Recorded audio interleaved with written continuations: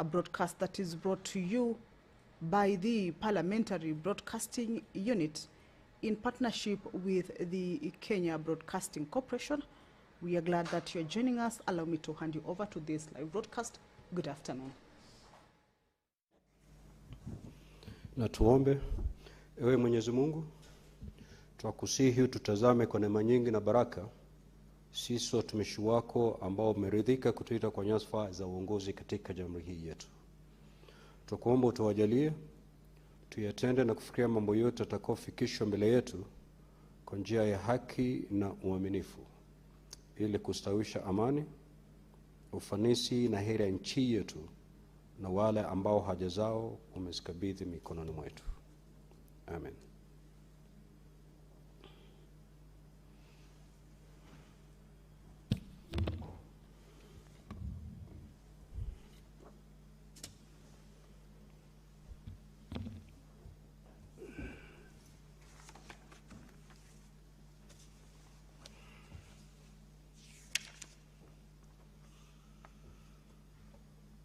Clerk, do we have quorum?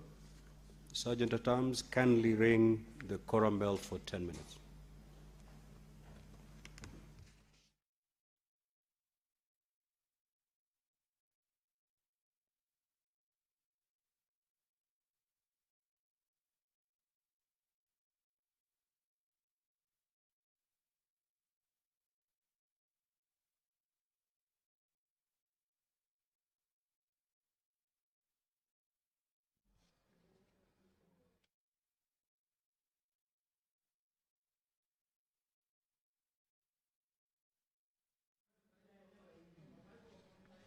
So the prayer has been said and the chair taken. There is a quorum hitch at the commencement of the sitting of the Senate. And currently the quorum bell is on, of course, to alert the members of the Senate that the presence inside the chamber is highly needed for the House to be able to correct and also for it to be able to commence. So that bell is on. And as we wait for the House to correct, we shall continue to take a look at the business that the Senate will be transacting this afternoon. The Forest Conservation and Management Amendment Bill, this is a bill that is originating from the National Assembly. It's a government-sponsored bill. And at the Senate, it's co-sponsored by the Senate Majority Leader, that is Honorable Aaron Cheriot. This is a bill that was already considered at the National Assembly and passed and has now been forwarded to the Senate for consideration as well, a bill that concerns counties, and the Senate being a house that oversights the functions or is mandated to be able to oversight on the functions of the county governments or the devolved units, then the Senate will also have to give an input on this particular bill. So this is a bill that introduces a robust and forward-looking legal framework that is aimed at enhancing sustainable forest management, strengthening regulatory oversight, and also promoting community participation in conservation efforts. The legislators at the National Assembly had underscored this particular bill or the amendments towards this bill as having been designed to respond to emerging realities in forestry, including climate change, biodiversity loss, and the need for accountable governance structures.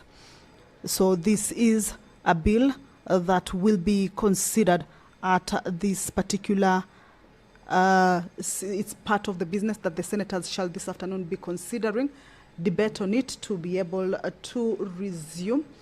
We can see the leader of the majority party, Honorable Aaron Cheriot, counting or finding out the number of the members in the chamber to be able to establish whether the quorum has already been attained. And once that quorum is attained, the Speaker shall call the House to order for the business, of course, to commence. So this bill, the Forest Conservation and Management Amendment Bill, is coming up, or debate on it will be resuming this afternoon after it was interrupted on the Tuesday, the afternoon of 12th May the year 2026. Debate on it already started. However, this afternoon, that resumption will be on for members of the Senate who may have not been able to participate or contribute to this particular bill to be able to give their input regarding the contents of this bill.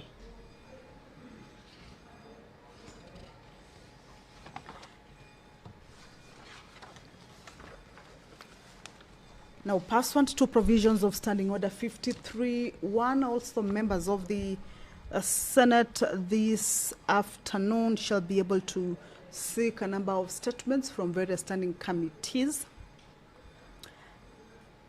The Senator for Kakamega County, Honorable Dr. Boni Halwale, will seek a statement from the Standing Committee on Finance and Budget regarding the status of the construction of Bukhungu Stadium and the Kakamega Teaching and Referral Hospital in Kakamega County.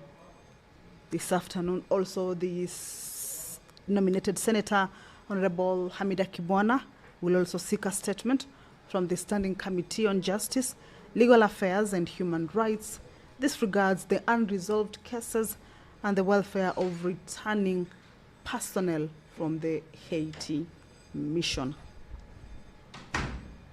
The Senator for Nairobi City, Honorable Edwin Sifuna, will also seek a statement this afternoon from the Standing Committee on Agriculture, Livestock and Fisheries regarding the state of Muhoroni Sugar Company. The quorum is about to be attained. We can see that more members have made their way into the House.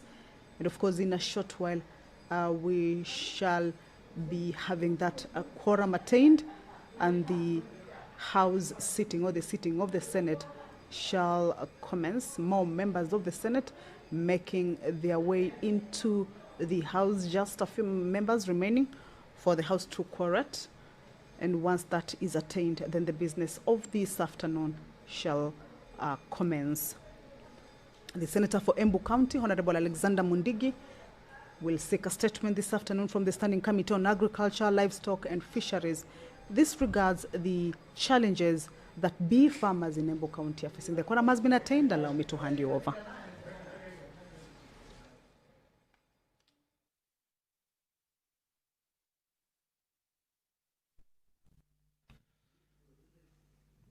Clerk, we do have quorum now, yeah? Proceed to call the first order. Order number 1, administration of oath. Order number 2, communication from the chair.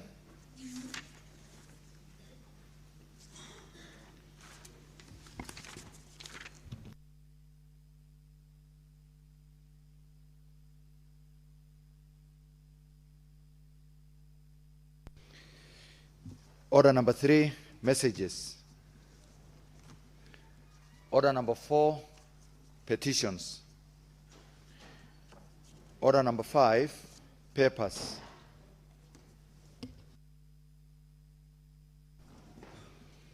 Order number 6, notices of motion. Order number 7, questions and statements. Statement pursuant to Standing Order 52.1, Senator for Narok County, the Honorable Ledama Olekina.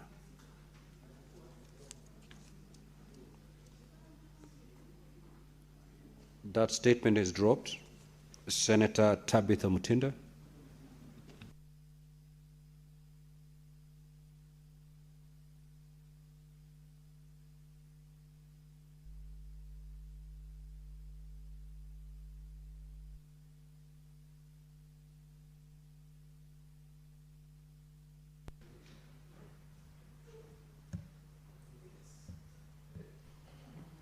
Thank you, Mr. Speaker.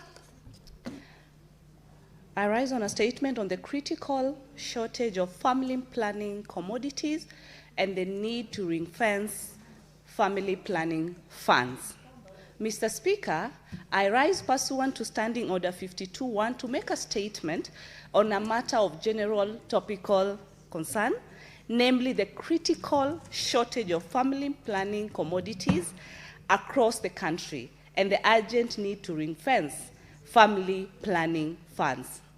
Mr. Speaker, family planning is a critical component of reproductive health sector and is directly linked to the right to the highest attainable health standard as provided under Article 43(1) of the Constitution.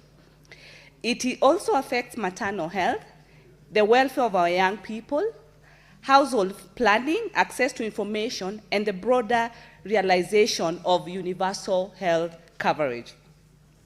This statement is informed by a stakeholder consultative meeting held on the 26th of March 2026, attended by members of the Kenya Young Parliamentarians Association, the National Council for Population, and the Development and the Ministry of Health, United Nations platforms, UNFPA Kenya, Population Services Kenya, Kenya Plan International, JH, Piego, HINET, and civil society organizations. Mr. Speaker, Kenya is currently experiencing a severe shortage of family planning commodities. The Ministry of Health has reported that several commodities are at zero stock nationally, including combined oral contraceptives, 3-month injectables, progesterone-only pills, emergency contraceptive pills, and cycle beads. Other commodities include implants, male condoms, DMPA, subconscious injections, copper IUCDs, and LN IUDs remain at critically lower levels or below the optimal supply pipeline. As I proceed, Mr. Speaker, the total estimated funding requirement for family planning commodity standards stands at approximately $22.9 million US. However, in the current financial year 2025-26, only 500 million was allocated. Out of this amount, only 250 has been disbursed to the Kenya Medical Supplies Authority, KEMSA, leaving an outstanding balance of 250 million, despite valid authorities to incur expenditure having been incurred. This delay is particularly concerning because of the current procurement lead time for family planning commodities. It's approximately 13 months from the date of receipt of funds. Therefore, every delay in disbursements directly translates into prolonged stockouts at health facilities and limited access to essential reproductive health services. Mr. Speaker, the consequences of inactions are grave. The Ministry of Health has projected that the current stockouts could result in increased unintended pregnancies, unsafe abortions, maternal deaths, and additional healthcare costs attributed to unmet family planning needs. This would reverse the gains Kenya has made in reproductive health and undermine the country's universal health coverage objectives. As I proceed, Mr. Speaker, Kenya also risks failing to meet its commitments under the impact with UNFPA, under which the government is required to procure family planning commodities using domestic funds as a condition for receiving matching contributions. Continued non-disbursement, therefore, exposes the country to the risk of losing future compact support and falling behind comparable countries in the region. Mr. Speaker, in the view of the foregoing, I call upon, 1, the National Treasury to urgently disburse the outstanding 250 million to KEMSA to facilitate timely procurement of family planning commodities.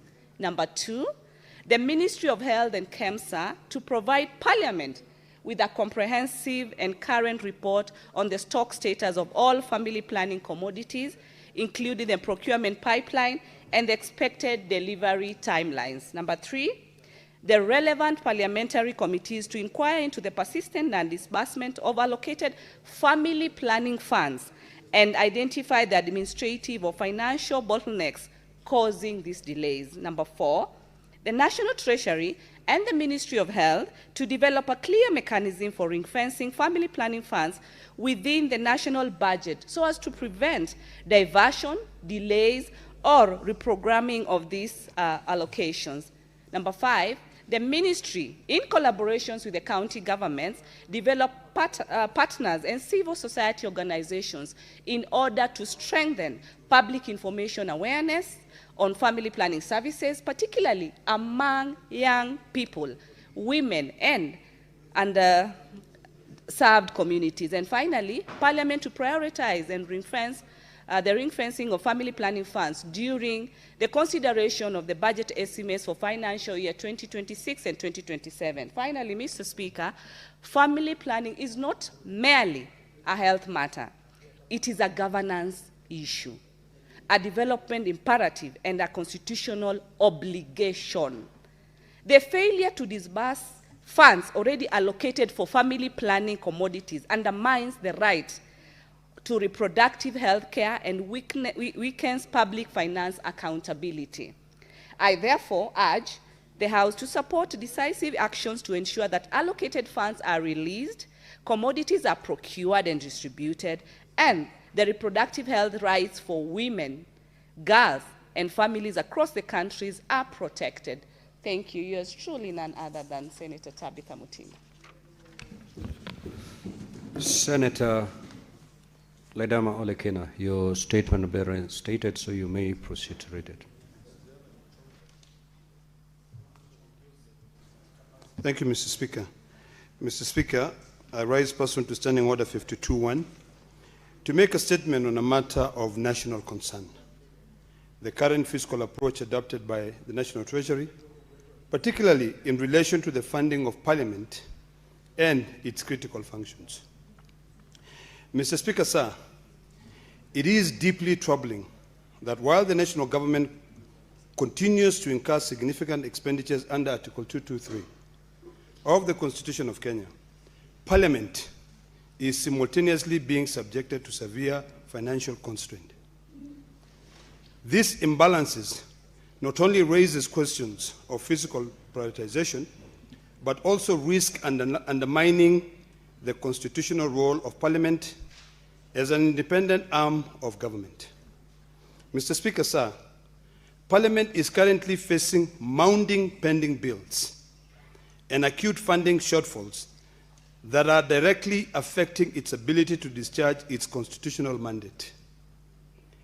Essential activities including committee work, legislative processes, oversight functions, and key statutory engagement, such as Senate machinery and other outreach programs, are being jeopardized due to inadequate and unpredictable funding. Mr. Speaker, sir, equally concerning is a persistent failure by National Treasury to honor budgetary commitments. Promises of financial support, including allocation anticipated under the supplementary budget, have not materialized, leaving institutions to operate under significant deficit. This pattern erodes confidence in fiscal planning and creates operational uncertainty that is unattainable for a critical institution such as Parliament. The continued reliance on Article 223 to authorize expenditures while Parliament struggles to meet its core obligation presents a contradictory that must be urgently addressed. It is imperative that Treasury align its spending practices with the principles of accountability, transparency, and equitable resource allocation across all arms of government. In light of the above, I urge National Treasury to, 1, prioritize allocation of funding towards the settlement of pending bills by Parliament. Ensure the timely and full disbursement of approved budgetary allocation. Provide clarity and accountability regarding expenditures undertaken under Article 223. And number 4, adopt a more predictable and credible fiscal framework that supports the effective functioning of Parliament. Mr. Speaker, sir, it is sad and Parliament cannot effectively perform its oversight role while simultaneously being constrained by financial uncertainty. Addressing this concern is not only a matter of institutional efficiency, but also to uphold the constitutional balance of governance. It is regrettable, Mr. Speaker, to note that Kenya had the opportunity to host the Fourth World Summit of the Committee of the Future Parliaments this October in Nairobi.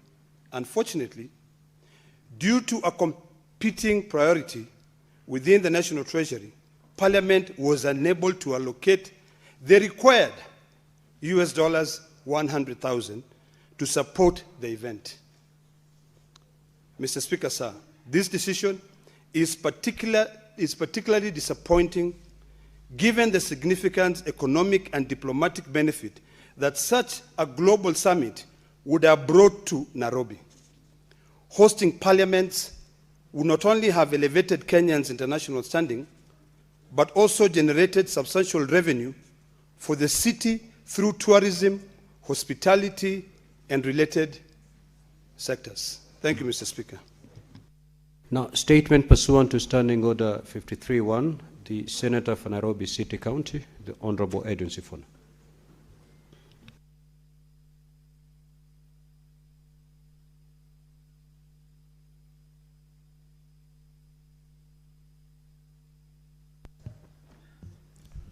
Thank you, Speaker. The subject of this statement is the visit we had in Kisumu just a few days ago. Mr. Speaker, I rise pursuant to Standing Order 53-1 to seek a statement from the Standing Committee on Agriculture, Livestock and Fisheries on the state of Muhoroni Sugar Company. Mr. Speaker, Muhoroni Sugar Company remains a critical source of livelihood for thousands of households within the sugar belt and continues to play an integral role in the local economy, serving as a pillar of hope for the people of Kisumu County and the neighboring counties or regions. Although the sugar production plant was officially leased to a private entity in 2025, residents continue to experience prolonged closures and unexplained plant failures. These challenges raise serious concerns regarding the sustainability and intent of the lease agreement. As a key economic driver, the potential collapse of Muhoroni Sugar Company would have devastating consequences for the livelihoods and aspirations of a significant population dependent on the factory and its hinterland. In the statement, the committee should address the following. 1, the current functional and operational status of Muhoroni Sugar Company, including detailed information on its daily cane crushing capacity and the staffing levels presently deployed at the plant. The status of the company's nucleus estate, specifying the total acreage under its control, the portion currently under cane cultivation and its capacity to sustainably supply raw materials for factory operations. Thirdly, whether the lease has fully taken over or the lessee has fully taken over the management and operations of the plant, including confirmation on the consistency of factory operations and whether staff remuneration is up to date. And lastly, Honorable Speaker, the long-term strategic plans in place to restore the plant to full operational capacity and to reposition it as a viable and competitive regional economic hub. Thank you, Honorable Speaker. Senator for Kakamega County, the Honorable Dr. Boni Halwale.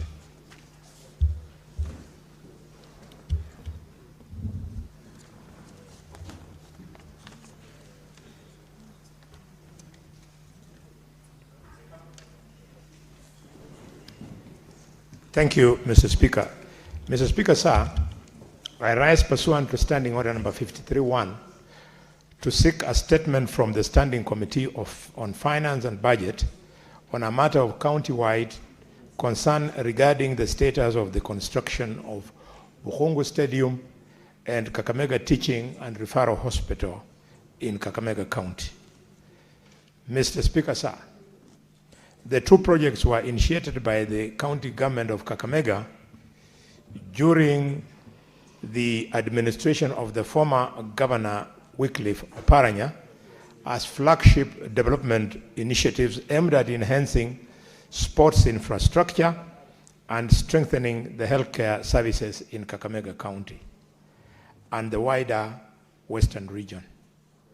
Contractors were then subsequently engaged and significant public funds running into hundreds of millions dispersed towards the implementations of these projects. However, progress on both projects remained slow and limited, prompting the national government to assume responsibility for their completion.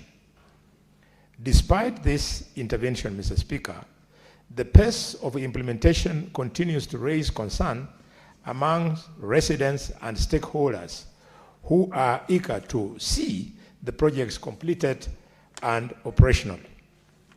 In the statement, the committee should address the following. 1, the initial approved project cost for the construction of Uhuru Stadium and that of the Kakamega Teaching and Referral Hospital.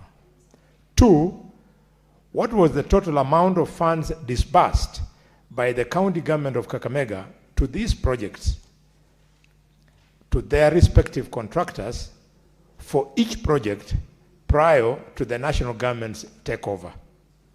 3, what is the budgetary allocation set aside by the national government for the completion of the 2 projects following the takeover for their implementation?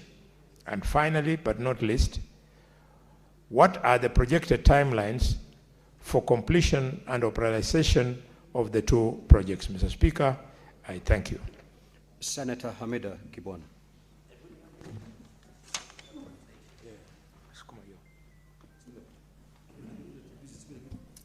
Thank you, Mr. Speaker. My statement is regarding the unresolved cases and the welfare of returning personnel from the Haiti mission.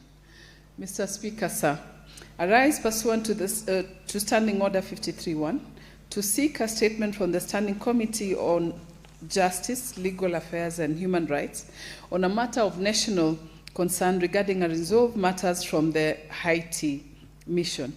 Mr. Speaker, sir, while Benedict Kabiru Kuria has been recognized as a fallen hero abroad, his family is without his remains or verified information on his fate. This lack of closure is deeply distressing and demands urgent accountability. Even as the mission is declared concluded, the family continues to endure in pain, uncertainty, and unanswered questions. Recognition without clarity only compounds their grief.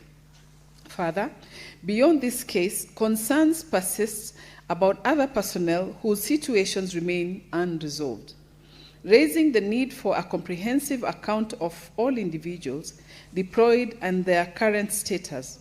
As the mission concludes, this House must ensure transparency, truth and support for both the affected families and officers who have returned from a high-risk deployment. In the statement, the committee should address the following. 1, a comprehensive and verified account of circumstances surrounding the death of Mr. Benedict Kabiru Kuria and ensure the immediate facilitation of repatriation of his remains to the family. Number 2, a report to unresolved cases from the Haiti mission and the current status of all deployed personnel. Finally, the measures in place to provide psychological support to all returning officers and ensure that all affected families are accorded full support, transparency, and dignity. I thank you, Mr. Speaker. Senator for Embu County, the Honorable Alexander Mundigi.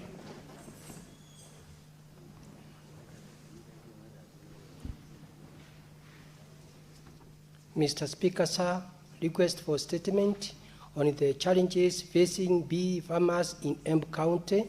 Mr. Speaker, sir, I rise pursuant to Standing Order 53.1 to check a statement from the Standing Committee on Agriculture, Livestock and Fisheries on a matter of county-wide concern regarding the challenges facing bee farmers in Embu County.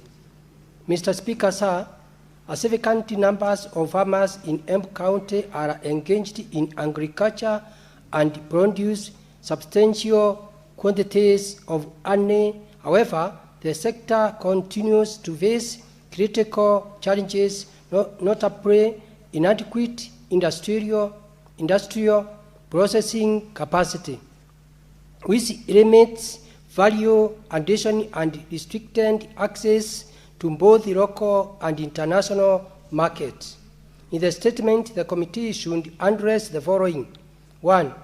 Initiative being undertaken by the Ministry of Agriculture and Livestock Development and the county government of M County to support bee farmers through the provision of modern equipment and technologies aimed at enhancing value addition and improving the quality of honey and related products. 2. The step being taken by the ministry to identify and secure both the local and international market for honey and honey product from Embu County with the objective of increasing farmers' incomes. Senator Alexander Muhoroni, Dr. Embu County. Senator for Elgeyo Marakwet County, the Honorable Kisang.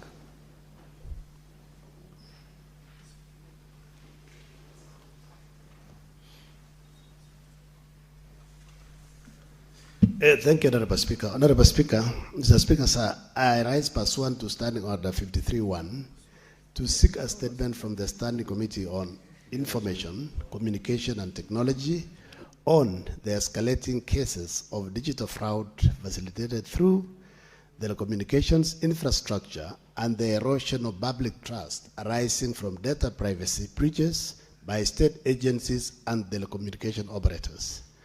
Mr. Speaker, sir, Kenya continues to face increased incidences of cybercrime and digital fraud, including SIM swap fraud, phishing, and spoofing. Reports indicate that cyber threats and related financial losses have increased significantly, with many Kenyans being targeted through fraudulent calls and other forms of technology-enabled deception. Further, concerns have been raised regarding their late and lawful access to and sharing of subscriber data by telecommunications operators and state agencies. In the statement, the committee should address the following. 1. The number of reported digital fraud and cybercrime cases for the years 2024 and 2025, disaggregated by type, including SIM swap fraud, phishing, spoofing, and other related offenses, and the estimated financial losses arising therefrom. 2. The measures being implemented by the government, the telecommunications operators, and the relevant regulators to prevent, detect, and respond to telecommunications-assisted fraud. 3. The number of investigations, prosecutions, and convictions under the Computer Misuse and Cybercrime Act and other related laws, including the conviction rate for digital fraud cases and the challenges in bending successful prosecution. 4. The status of investigations into the reported cyber attacks on government websites, including measures taken to strengthen the security and resilience of government digital infrastructure. 5. The number of data access requests made by state agencies to Safaricom, Airtel, and Telcom since 2020, the legal basis for such requests, and measures taken by the Communications Authority of Kenya and the Office of the Data Protection Commissioner to investigate and penalize unlawful access to or sharing of subscriber data. Finally, Honorable Speaker, whether the government has acquired, deployed spyware or other surveillance technologies, and if so, the legal framework, approval processes, and oversight mechanisms governing their acquisition and use. Thank you, Honorable Speaker. Senator for Taita Taveta County, the Honorable Maruma. That statement is dropped. Senator for Mandera County, the Honorable Captain Ali Roba. That statement is dropped. There's another statement by the Senator for Taita Taveta County. That statement is also dropped. Now, honorable senators, I will allow comments for not more than 10 minutes. If you get an opportunity to speak, kindly do so for not more than 3 minutes. Senator Manzo.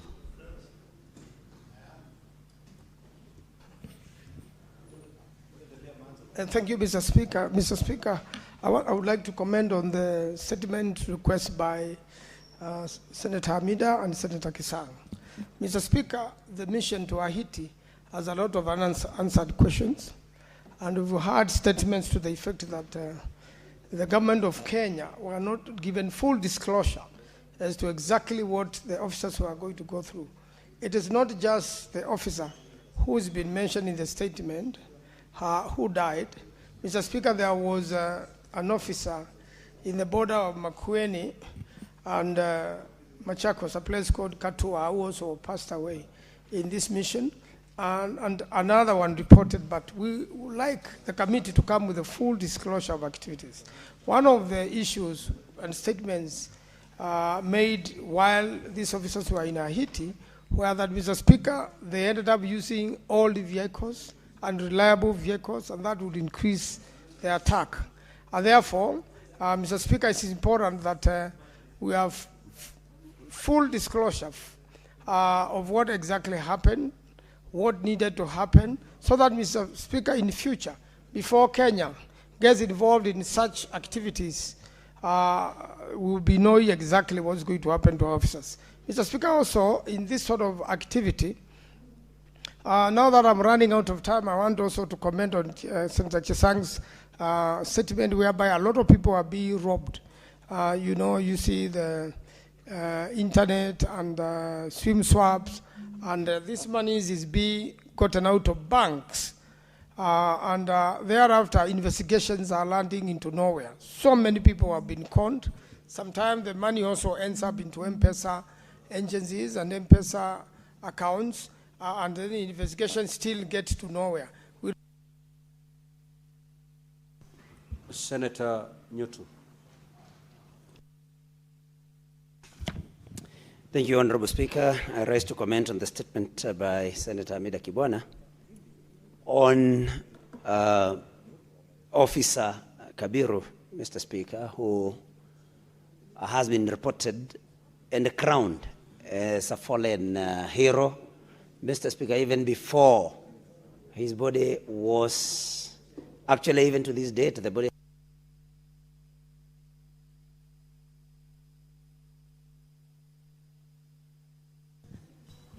Thank you, Mr. Speaker. I hope that my time had been frozen.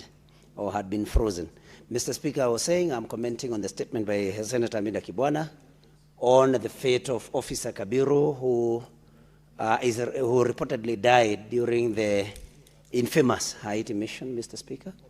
And the body of this particular officer has never been delivered to his family. And the whereabouts of this body, if at all, have not been made clear, Mr. Speaker. And this can be very, stressful and very harrowing to the family, Mr. Speaker.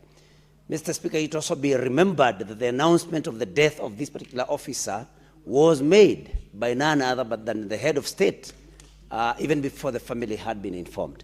Mr. Speaker, I hear that it is a practice that before you have been able to set your eyes on a body, that you cannot, declare that somebody has died, Mr. Speaker. So I think then the committee deals with this. They should be able to call the relevant authorities to exactly establish why has Officer Kabiru been declared as a fallen hero, meaning that he's dead even before his body has been seen. And if the body has been seen, Mr. Speaker, why has it not been delivered to the family for final rights, Mr. Speaker? It will be remembered that we have also had reports of many Kenyans that have lost their lives in Russia, Mr. Speaker. And the government, when, I mean, it's important that the committee establishes whether these people that are reported to have been unaccounted for in Russia, whether Senator Olekina.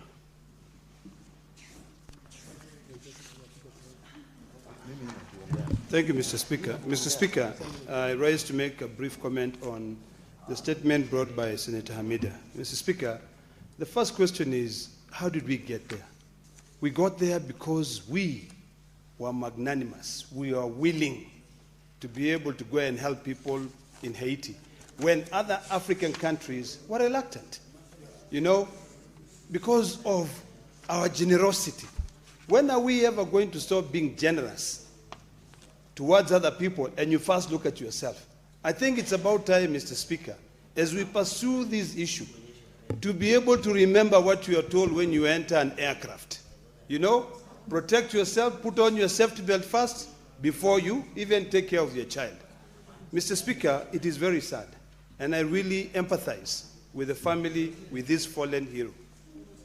The fact that we were willing to go there when other African countries were reluctant, the fact that we knew very well that the gangs that we were going to face there, the Americans and other developed nations were not even able to deal with, should encourage other countries, particularly the United Nations, to be able to put more emphasis to reimburse, compensate, and actually to try and track this body.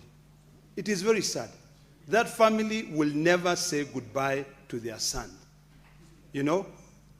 And I wonder, Mr. Speaker, what will happen even later when these guys are back home now, those ones who survived and they came back home?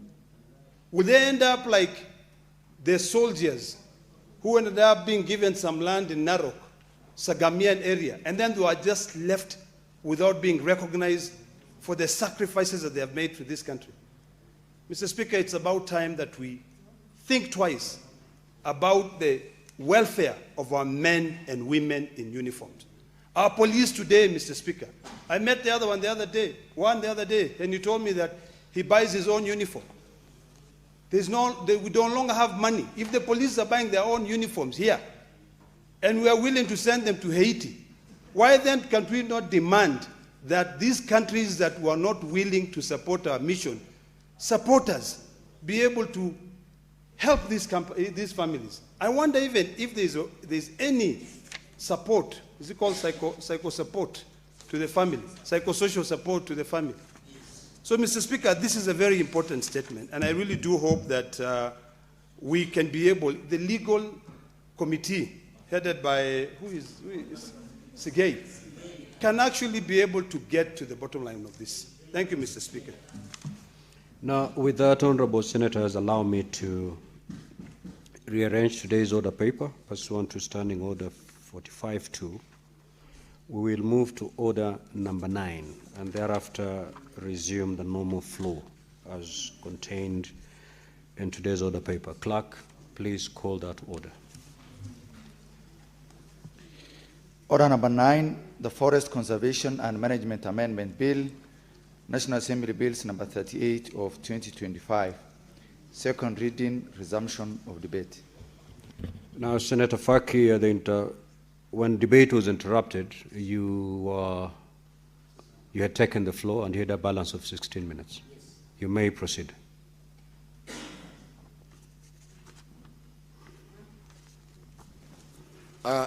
Asante Mheshimiwa Spika, na nimesimama kuunga mkono mswada wa sheria wa mabadiliko ya sheria ya misitu katika nchi yetu. Mheshimiwa Spika, jana wakati nilipokuwa nimeanza kueleza ni kwamba sheria hii ina umuhimu sana kwa sababu tunaweka taasisi ambayo itakuwa inasimamia misitu kikamilifu. Vile vile kuna nafasi ya kuweza kuhakikisha kwamba mkurugenzi mkuu wa Kenya Forest Service atakuwa ni mtu mwenye tajiriba ya kisawasawa ya kuweza kusimamia taasisi hiyo. Vile vile Mheshimiwa Spika, sheria hii itaweza kusaidia kuweza kuhakikisha kwamba zile tunazoita carbon credit zitaweza kudhibitiwa kisawasawa ili nchi yetu iweze kupata mapato ya kisawasawa, Mheshimiwa Spika, kwa mfumo huu mpya wa kuweza kupata mapato. Mheshimiwa Spika, hapo awali kwa sasa nchi yetu haina njia ama haina uwezo wa kuweza kudhibiti haya masuala ya carbon credit. Kwa hivyo hii sheria itaweza kutupa nafasi ya kufanya hivyo. Vile vile Mheshimiwa Spika, pia tutakuwa na nafasi nzuri ya kuweza kuhakikisha kwamba zile mbegu za misitu ama zile miche ya misitu ambayo tunapanda nchini mwetu ni miche ambayo imehakikishwa na shirika la KEFIS. Mheshimiwa Spika, vile vile sheria hii italinda ile tunayoita pia kwa Kiingereza biodiversity. Sijui wewe Senator Murango biodiversity unaiita vipi kwa lugha ya Kiswahili? Lakini biodiversity ni jambo moja ambalo Mheshimiwa Spika litaweza kudhibitiwa na sheria hii. Kwa hiyo Mheshimiwa Spika, sheria hii ina mambo mengi mazuri na ningependa maseneta waisome na hakikishe kwamba tumeunga mkono ili tuweze kupata sheria ambayo itasaidia nchi kuweza kulinda misitu yake na kuweza kuhakikisha kwamba misitu inaleta faida kwa jamii kupitia kwa mapato mbalimbali. Tusitarajie tu kwamba misitu itatupa kuni ama itatupa makaa, la. Tunataka misitu iweze kutupa pesa nyingi ambazo ni za kisasa, sio zile ambazo za zamani ambazo ziko sasa, na kwa vile pia ndio njia pekee yake ya kulinda mazingira na kupunguza mabadiliko ya hewa tabia nchi. Mheshimiwa Spika, naunga mkono mswada huu na naomba maseneta waunge mkono tuweze kupitisha. Asante Mheshimiwa Spika, naunga mkono. Senator Murango. Senator Faki, carbon credit kwa Kiswahili ni hewa ukaa.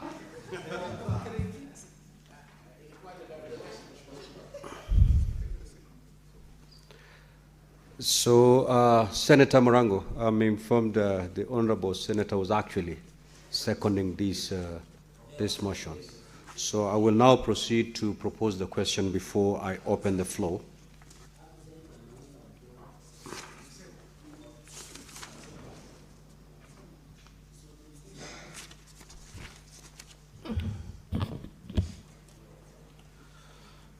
Honorable Senators, I will now proceed to propose the question that the Forest Conservation and Management Amendment Bill, National Assembly Bills number 38 of 2025, be now read a second time. Senator Murango, you may take the floor. Asante sana, Mr. Speaker. Ningetaka kuunga mkono marekebisho ya sheria ambayo imeletwa katika bunge la Seneti.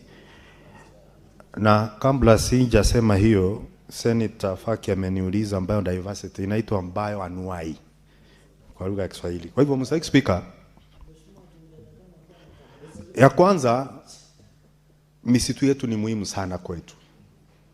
Na kwa hivyo si vizuri kuachia taasisi moja kuzingatia na kudhibiti misitu. Ni vizuri kuwe na pia na wataalamu ambao wanaweza kuangazia mambo tofauti kwenye msitu. Na Mr. Speaker, wakati mwenyekiti wangu ambaye ni Senator Faki alileta hii marekebisho ya sheria mbele ya kamati, kuna mambo mengi tuliangalia na kuna mambo ambayo tuliweza pia kurekebisha.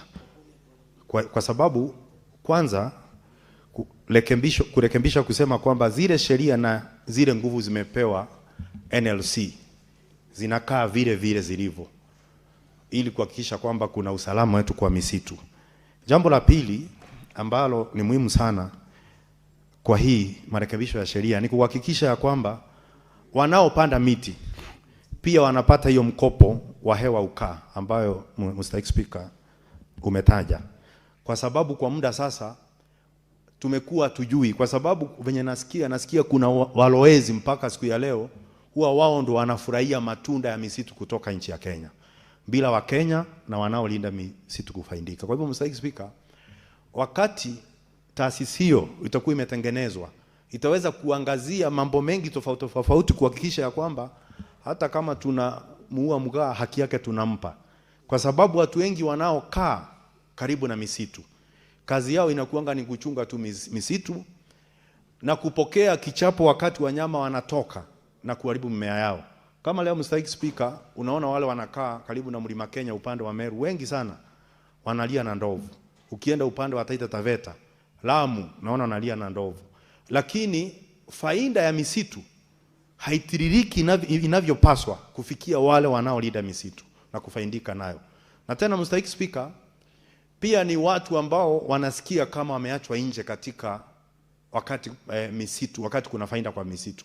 Kwa mfano, mstahiki Speaker, juzi katika eneo la Kirinyaga kuna kijana moja uliuliwa kwa sababu alipata akiokota kuni kwenye msitu wa Mlima Kenya na maafisa wa kulinda misitu. Mstahiki Speaker, ni mambo ambayo tunafaa kuangazia na ile taasisi angalie, ili tujue wale wanaoishi karibu na misitu ambao wanaudhika na wanyama pia wanafaidika kivipi.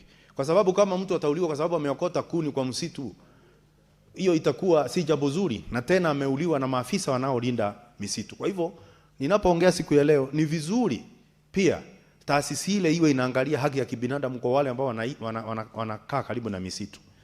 Na tatu, mstahiki Speaker, ni kuhakikisha pia wenyeji wanapewa nafasi kwa misitu. Kwa sababu kama leo nimesikia taarifa ambayo imeletwa na Senator Mundige hapa, ambayo ilikuwa inaangazia sana sana wakulima wa nyuki wanaoweka mizinga. Kuna msemo unasema kitamu kilambwe, kilitokana kwa sababu ya utamu wa asali, mstahiki Speaker. Na kwa hivyo wale wanakaa karibu na misitu wakipewa nafasi, kwa sababu nyuki hawaharibu, tena wanasaidia sana katika ukulima. Uchavushaji ambao kwa kimombo unaitwa pollination, mstahiki Speaker, unafanyika kwa sababu kuna misitu na kuna nyuki. Kwa hivyo wananchi wanaokaa kando kando ya misitu wakiweza kupewa nafasi pia waweke mizinga kule, wataweza kufaidika kiuchumi na pia kufaidika kwenye mimea ambao tunakuza kila siku, mstahiki Speaker. Mstahiki Speaker, nikimalizia ni pia kuwe na uwazi. Wakati mwingi wakati misitu iliyokomaa inavunwa, unapata sana sana wenyeji ambao ndio wanalinda misitu wao wanawekwa kando, na unapata wenye wanapata hiyo nafasi ni watu wengine, ili taasisi kama ile iangalie kwamba kuwe na usawa. Kwa sababu mstahiki Speaker, sioni ni maana gani kwamba gatuzi zetu, na ukiangalia gatuzi nyingi hakuna wenye wana msitu, wakati misitu inakuja kuuzwa ama kuuziwa wale wanaohitaji miti ambayo imekomaa, mstahiki Speaker, unakuja kupata zile gatuzi zetu bado wanatumia fedha nyingi sana kununua samani ambazo zinatumika katika shule nyingi za chekechea kwa bei ya juu, na hili hali kuna miti ambayo kama ingeuziwa zile gatuzi wangeweza pia kutengeneza zile samani watoto wetu waweze kuzitumia kwa bei ya kirahisi. Kwa hivyo pia tunataka taasisi ambayo pia itafanya kazi na ifanye kazi pamoja na gatuzi kuhakikisha kwamba faida za misitu si kupanda miti tu na kulea miti, ila wale wanaoishi na kutunza misitu wamepata faida ya misitu, mstahiki Speaker. Ya mwisho ni kwamba misitu inakuanga ni vyanzo vingi vya maji. Mara nyingi, na hii ningetaka hata tukipitisha hii kwa sababu tumekuwa na matatizo kama haya.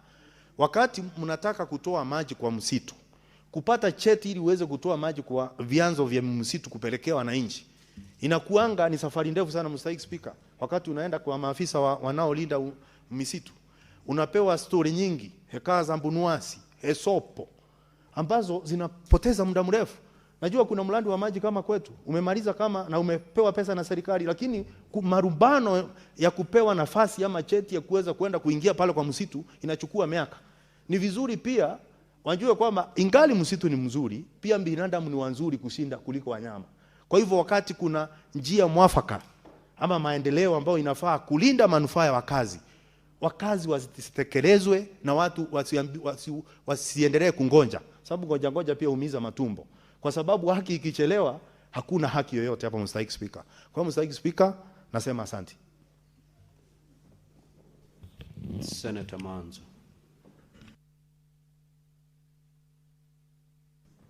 Thank you, Mr. Speaker. Mr. Speaker, this is an amendment originating from the National Assembly, which seeks to bring, to speed the forest conservation in Kenya.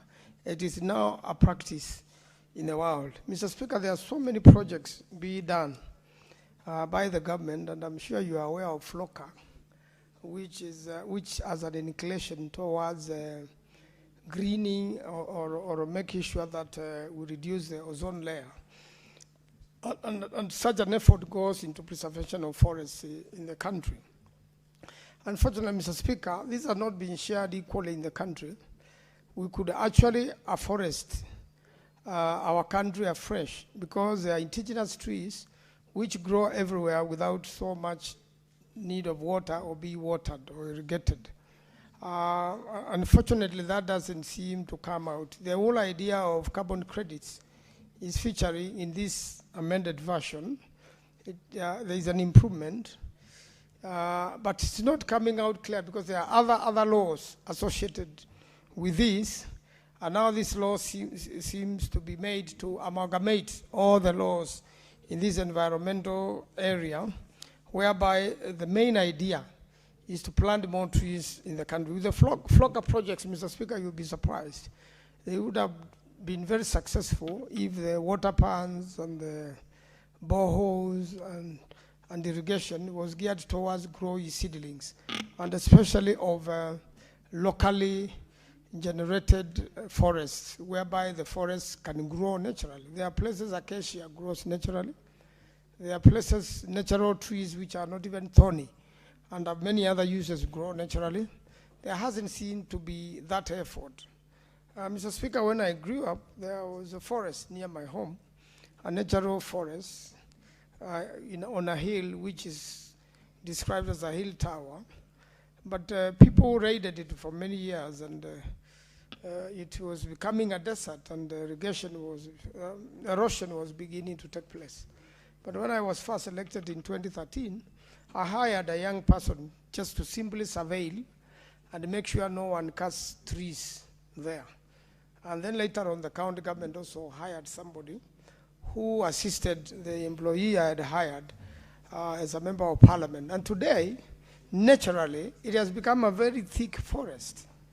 And you can see the changes in rainfall patterns.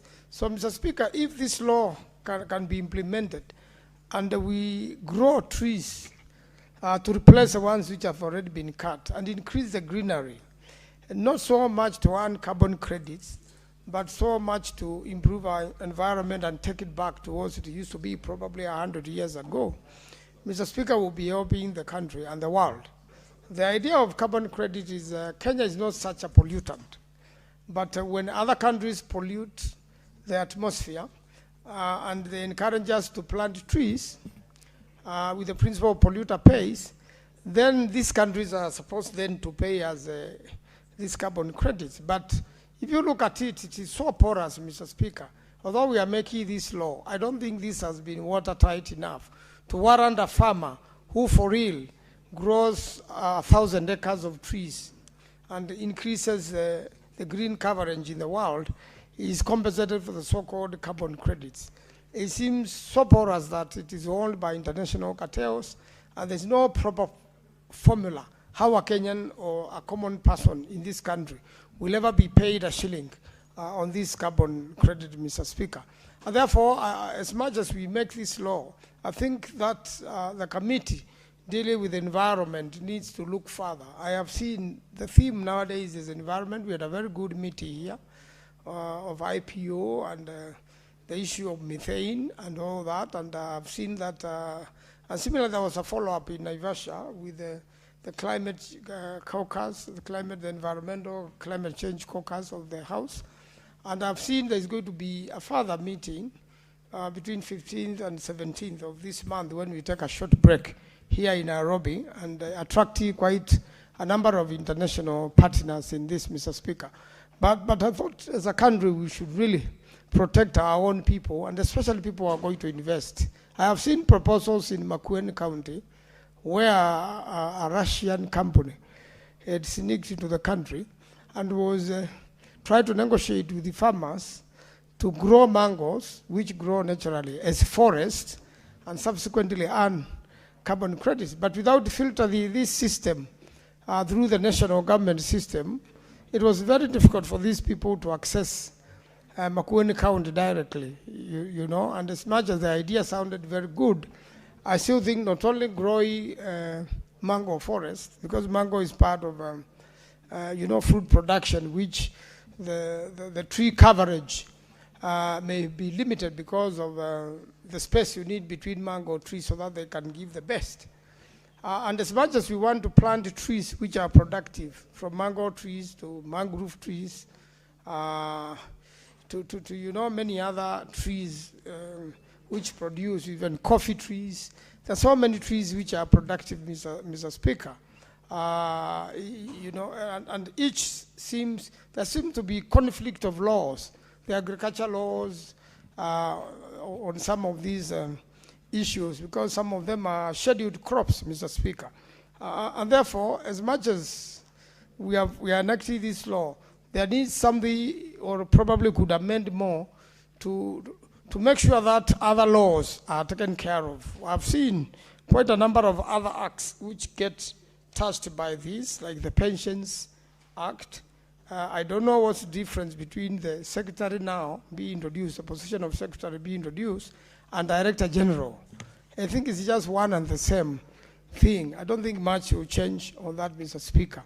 And therefore, I think it is important, even when, Mr. Speaker, we work on this, that the experts in the House looks at it more keenly. I'm sure there are very serious experts in this House on environment and forest, and people who are very serious experience. And we have different forests in the country. The forest you find in Makwiny is not the forest in Nandi. The forests you find in northern Kenya are so natural and amazing. I went there with Senator Chute and a few senators to deal with a cohesion issue in the north. And you could see there are places actually with very serious forests, Mr. Speaker, and whereby the tree cover can still be added even naturally and be more useful. But conspicuously, lack of supply of water, you can see it. If you compare the desertification and the desert situation we have in this country, and the desert in Israel, Mr. Speaker, and how they use drip irrigation to grow forests and to grow trees to beautify Israel.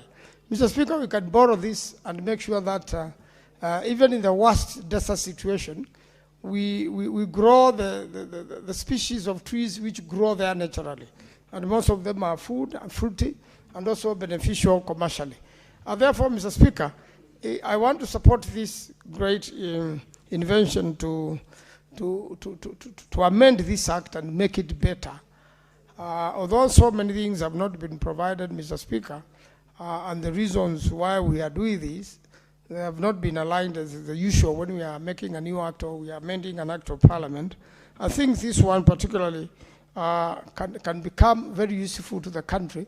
But generally, the practice we used to have during the Nyayo days of increasing forest cover and making sure, and laws such that if you have 10 acres, at least 1 acre should be covered by a forest, that the farmers don't just farm, remain with the trees. You could have trees on fence lines.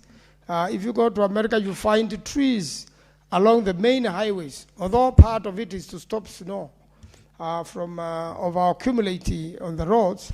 It breaks wind and beautifies the area. So I think we need to capture quite a number of things, beautification even in cities, towns, markets, and more important, growing economically useful trees to increase the tree cover in the country, and also to increase the credit, the carbon credits likely to accrue and to benefit farmers. So I do support, Mr. Speaker, and by third reading, Mr. Speaker, I'm looking forward into a number of amendments, especially well researched, to make sure this act is better and improves our environment in the country. Thank you, Mr. Speaker. I support.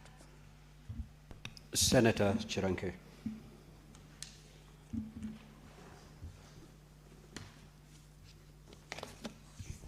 Thank you, Mr. Speaker, sir, for this opportunity. From the onset, I want to support this bill, but of course, with a few reservations here and there, but I know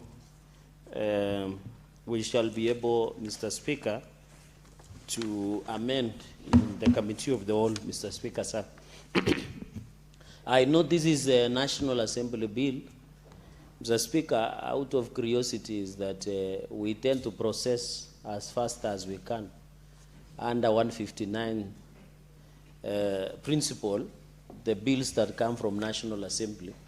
But most of our bills, Mr. Speaker, has developed or have become part of cemetery and graveyard in the National Assembly. I don't know, in the wisdom of you and Senate Business Committee, we should be fair to this House, because I can see a number of bills we schedule are all from National Assembly. But I know it is in the wisdom of Senate Business Committee. Maybe in future, when some of us will be lucky to be in SBC, things may change. Mr. Speaker, just a few observations. The bill, and I want to start from, while we appreciate that there is a whole chapter on environment and Article 60, where even it proposes that 10% of forest cover, and I think that is where the president principle of building, of planting 15 billion Kenyan shillings, 15 billion trees, Mr. Speaker. What is your point of order, Senator? Honorable Speaker, you know, I've really thought about it after 2-3 seconds, and Senator Chalage should not run away from this mistake, Mr. Speaker. Mr. Speaker, you know the Senate Business Committee, which you chair, Mr. Speaker, has worked for us for the last 4 years, and there is never a time that that committee has been blamed for anything. But, Mr. Speaker, listening to Chalage understanding on 105, he is casting aspersions to that committee, Mr. Speaker, that next time when he gets a chance, or some of them refer to some of us get a chance next time, the committee will be learn better. That means it will be prioritizing bills from the Senate.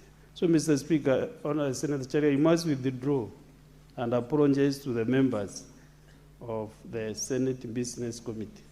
That committee, we are here courtesy of the business they passed on Tuesday, Mr. Speaker, at noon. When Chalage was busy running up and down this town, that committee was sitting, even they did not take lunch. I know they sit up to even 2 p.m., Mr. Speaker. You are the chair. I know the minority whip is also a member. And many other members, Mr. Speaker, who are not present this afternoon. So, Mr. Speaker, because when you are not around,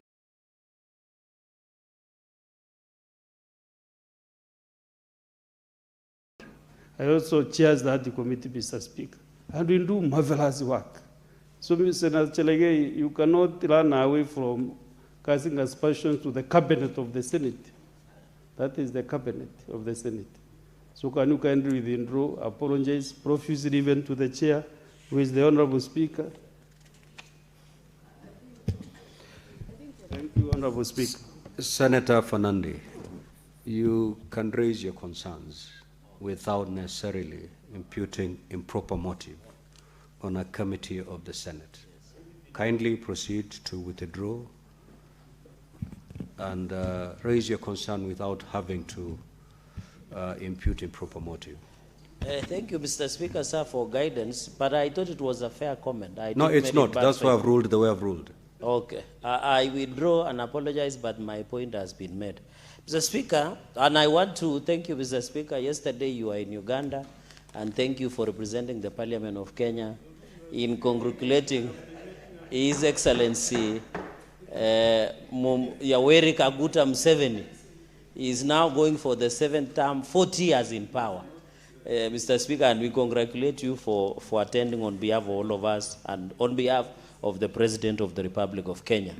Mr. Speaker, and that is why I wanted to continue looking at Article 60 on the principle of even environment, the issue of ensuring the forest land resources, conservation that has been extrapolated. And Mr. Speaker, I want to take to the House when we had the climate summit that happened, and I saw Senator Kajwang, who is the chair of Climate Caucus, and I know from 18 to 21st they're having a meeting. Mr. Speaker, and I want to say, when we passed the bill during that African summit on climate change, the President has led 15 billion trees, Mr. Speaker.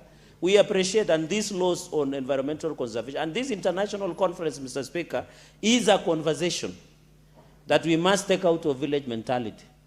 Mr. Speaker, I saw a former impeached deputy president trying to cast aspersions on the African Forward, chaired by President William Ruto and Macron, President Macron, Mr. Speaker. You know, somebody who has not developed out of village mentality, and he was casting aspersions on why President William Ruto was hosting what we call Africa Forward Summit, that we develop resolutions. And this is the person who has never outgrown his village mentality somewhere in Muhoroni, Mr. Speaker. He has not even held a meeting with a staff of an embassy. Some of us are better. Personally, I have ever sat with an ambassador of Brazil, Mr. Speaker, and you are saying you are an opposition leader and you don't know how international principles operate, Mr. Speaker. The rule on relevance. Okay. Mr. Speaker, but I was tying up with the summits that we have, because you remember in the last session, Mr. Speaker, we had African Summit on climate. And I'm underscoring the importance of international summit and engaging, because the issue of forestry and conservation and the issue of management is an international matter. It is not a village matter, the way some people want to localize through what we call villagitis and tension syndrome by some of our opposition figures. And that's why some of us miss Raila Odinga. Mr. Speaker, that is why I wanted to say on this Forest Conservation and Management Amendment Bill, which is amending, I want number 2, and I wish it would have been addressed, and I'm happy Senator Ledama is here. Mr. Speaker, we have another problem which we must confront, Mr. Speaker, the issue of forest evictees. Mr. Speaker, I know there is what we call infrastructural evictees, but now we have forest evictees. You remember we had run-in, Mr. Speaker, especially on issue of Mau. We have so many Kenyans, even what we call absentee landlords. We have people that has been displaced, Mr. Speaker, even in my own county, Mr. Speaker, even in Meru. There are many Kenyans who, out of this issue of forest evictees, Mr. Speaker, have been evicted. Like a place called Ngatip Kong. I was somewhere in a place called Taptengelei, kwa Kinyanjui. There is a place called Kapkoros. This forest, because we have 3 forests in Nandi, Mr. Speaker, to all the way to Kapchorwa, Mr. Speaker, the people have been evicted. When you go to Mgwen sub-county, when you go to Tindred constituency, when you go to Chesumei, Mgwen, and most of the, because of the forest, and you know, as much as Nandi, we have 3 forests. We have Nandi North Forest, we have Tindred Forest, and we have Kimondi Forest, Mr. Speaker. But Kenyans must see, I've seen the role of the, what we call Registrar of Forest in clause number 6. And I agree with Senator Mahanso, there is no need to have Director General, then duplicate those functions with the Secretary of the Forest. That is Secretary of Forest Regulation. It doesn't make sense, because they do similar work, Mr. Speaker.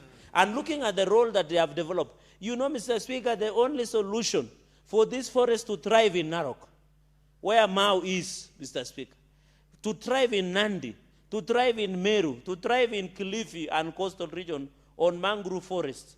The only way for the forest in Chemasusu, in Baringo, that is sharing Baringo and Nakuru County, is for the community to own these forests, is for the community to adopt a tree, Mr. Speaker.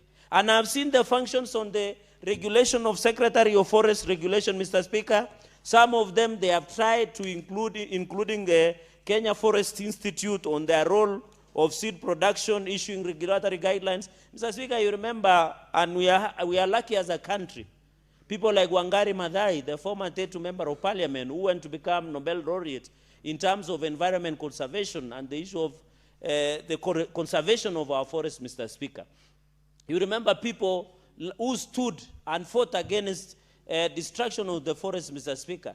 And that is why I want to emphasize that we must own these forests. We must ensure that these forests, there is the issue of licensing, regulation, certification, there is the issue of compliance, regulatory. Mr. Speaker, and you remember during Kibaki era, there is what we call shamba system, where communities are allowed to farm as they protect the tree. It is similar saying adopt a tree, Mr. Speaker. And I remember, Mr. Speaker, when the former deputy governor of Baringo passed on and we went to his home, I'm failing to recall the name where we were in Ravine, and I'm seeing the senator of Baringo is around. Mr. Speaker, and the only argument was those people was they allowed to do shamba system within the forest of Chemasu so that they can adopt and protect. You cannot bring regulations compliance, and licensing regulatory regime through Secretary of Forest without the role of the community. The community must own the forest. That's the only way you can protect. And you remember even during Nyayo era, Mr. Speaker, you remember during Nyayo era, there was what we call Nyayo T-zones.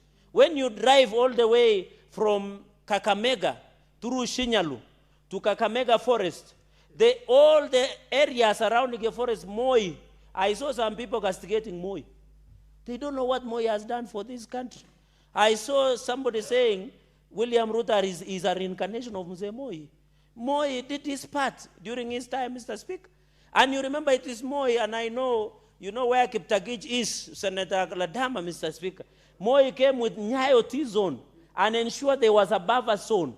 They ensured they grow tea around most of the forests to protect the grabiosis system of grabbing land within our forests, Mr. Speaker. And therefore, we celebrate Mzee Moi, one of the distinguished sons of Baringo, and one of the great leaders. Mr. Speaker, and you will never wrap the history of Moi. He ruled this country like a colossus for 24 years, and people like Senator Mutahi grew and they were drinking milk from Nyayo era, Mr. Speaker, and that is why we have many young men and strong men, Mr. Speaker. So that is what I wanted to say on the issue of Director General that we are introducing, and the issue of ensuring regulatory. We must encourage the issue of Shamba system so that we can ensure, Mr. Speaker, we don't duplicate. Mr. Speaker, number 4 is on the headquarters. This bill, Mr. Speaker, I know you are a well-traveled man. You have been to Brazil. I think Brazil, there is Brasilia, Sao Paulo. Mr. Speaker, you have been to Tanzania. There is Dar es Salaam and Dodoma. There have been arguments in this country that we need to move our headquarters to Isiolo so that we decongest Nairobi. How can we say we are a house of devolution if we are saying this headquarters should be in Nairobi? These are forests. Do you see any forest in Nairobi apart from Kibiku? Or any other forest like here in Kiambu? Mr. Speaker, we should even take the headquarters of this forest service, Mr. Speaker, to be in Mau. Mr. Speaker, how do you decongest Nairobi? And I'm happy the party leader of ODM, one of the key stakeholders in governance of this country, is here. Mr. Speaker, we should encourage devolution by all instances, Mr. Speaker. And that is why we are saying, if it is forest, take it to Mau Forest headquarters. If it is tea, take it to Kericho. If it is to maize, take national cereals to be headquarters in Wasingishu. If it is tourism, take it to Kilifi or Mombasa. If it is livestock, Mandera or somewhere. Maybe like if we have other things like potatoes, we can make it the headquarters of such, Mr. Speaker. But the point I'm trying to make, it is fallacious for us as a house to agree that how do we decongest Nairobi? Nairobi is clogging. Even the leader of the governor of Nairobi, Mr. Speaker, has always told us that Nairobi is built on a swamp. God forbid if Nairobi sinks today, it will sink with the entire government, Mr. Speaker, of this republic. So we must be careful as we say, let us make sure that it is headquarters of the Republic of Kenya, Mr. Speaker. And therefore, underscoring the principles that we have had in Article 60 of the Constitution. Mr. Speaker, on the issue of forestry, we need to develop an would you wish to be informed by Senator Senior Counsel Mogeni? No. From the way he's behaving, I am hesitant to be informed. No, Mr. Speaker, can you protect me from this class? These who are manyora are now learning how to equal. Mr. Speaker, that is what I'm saying. Maybe if it was Senator Kajwang, I would have agreed because he is the chair of the Climate Caucus. Conclude your remarks. Mr. Speaker, I still have time. Mr. Speaker. I'll conclude, Mr. Speaker. What is your point of order, Senator Mogeni? Freeze my time. Actually, I just wanted to assist my friend, Senator Fonandi, and just have it on record. He has made a statement, this House of Record, to the effect that the headquarters of this institute should have been devolved to one of the counties. And he says that this draft bill says that the headquarters will be Nairobi. But Mr. Speaker, I'd gone through this bill, and Section 29H actually says that the headquarters of the institute shall be in Kiambu County. And as defenders of devolution, we know that Kiambu is a county. Kiambu cannot be said to be Nairobi. So that statement he has made, that we should be thinking about devolution. In fact, this bill has gone ahead and said the headquarters will be devolved to one of the counties. So that should be on record. If that statement he has made remains, it is actually misleading. It's misleading. Thank you. Senator Fernandi, your earlier statement was not factual. If you read through the bill, you may proceed to conclude your thoughts. Mr. Speaker, but what the senior counsel is saying is economical with the truth, because Kiambu is part of Nairobi Metropolitan. So if we create Nairobi Metropolis, it will capture part of Kajiado and Kiambu. So it's still part of Nairobi. But I appreciate... Senator Fernando, why should you argue on anything that is put before you? Just accept, as per the Act, okay, your statement is not factual, and proceed to conclude your thoughts. Mr. Speaker, that is why I'm just saying it is good it's Kiambu, but it's still part of Nairobi Metropolis. Mr. Speaker, and Kiambu does not have forest. How many forests does it have? We should go to Mau. Karura is being dismembered.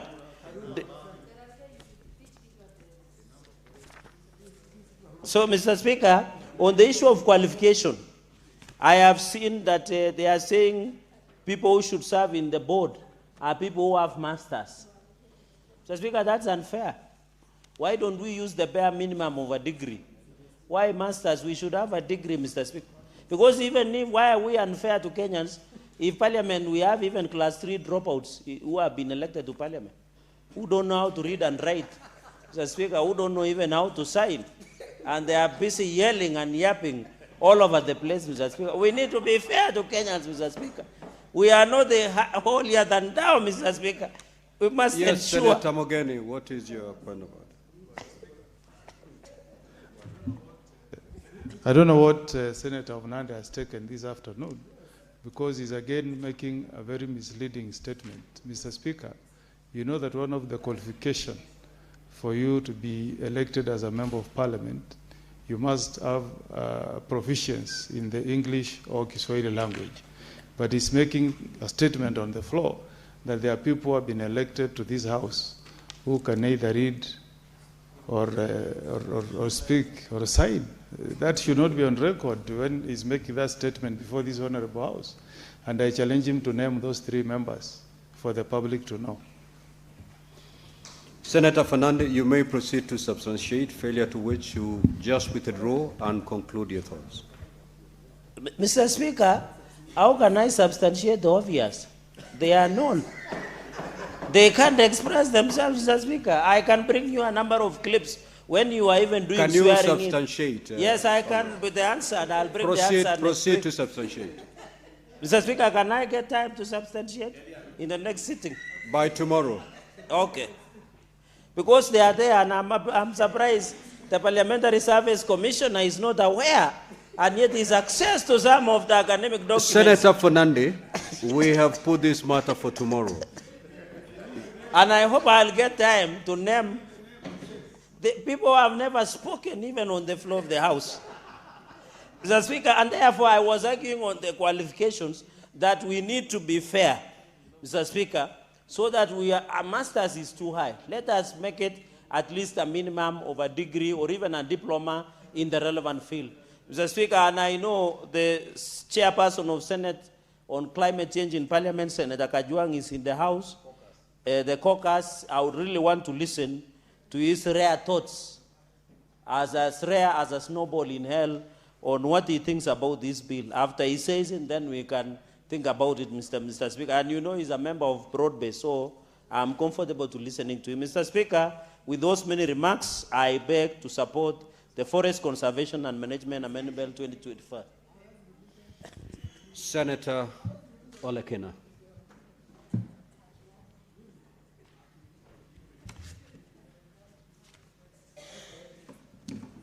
Thank you, Mr. Speaker. Mr. Speaker, I rise to make some brief comments on this very, very important bill, which I really hope that all of us can be able to take some time and read through the bill, understand the intended and unintended consequences of the bill.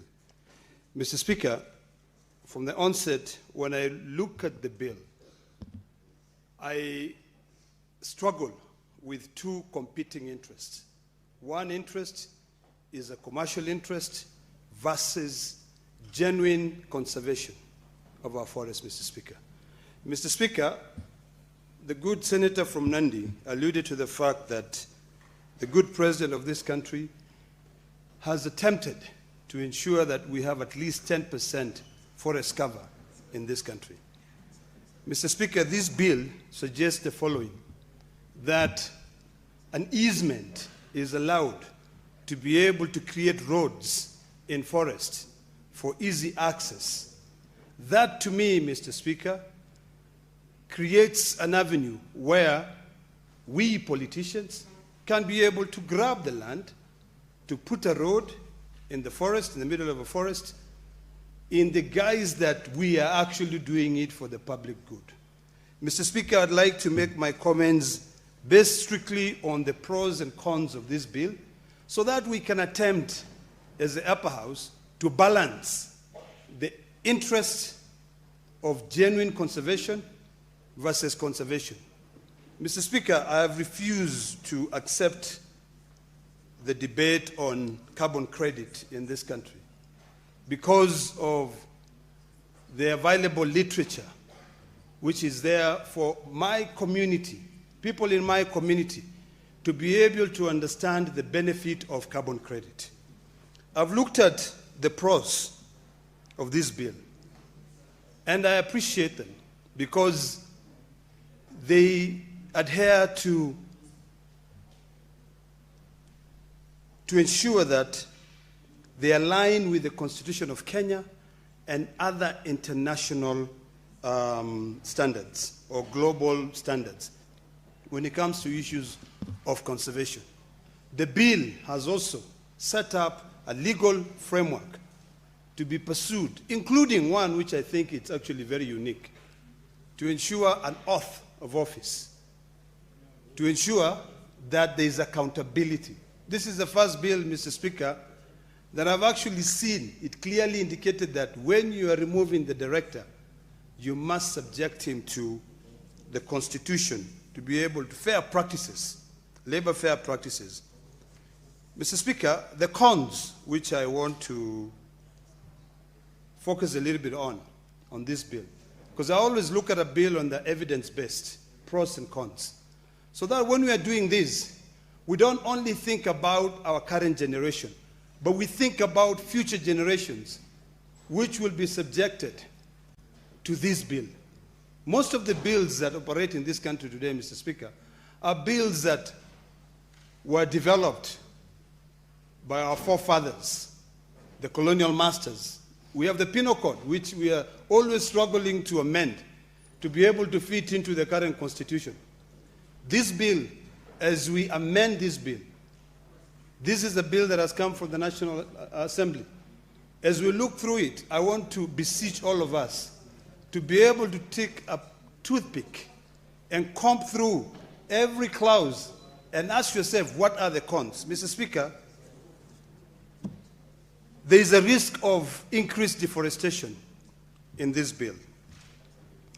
Amendment to Section 56, which allows easement for public roads, utilities, and infrastructure in public forests, potentially, Mr. Speaker, accelerate forest clearance and contradicts the 15 or 10% forest cover in the country.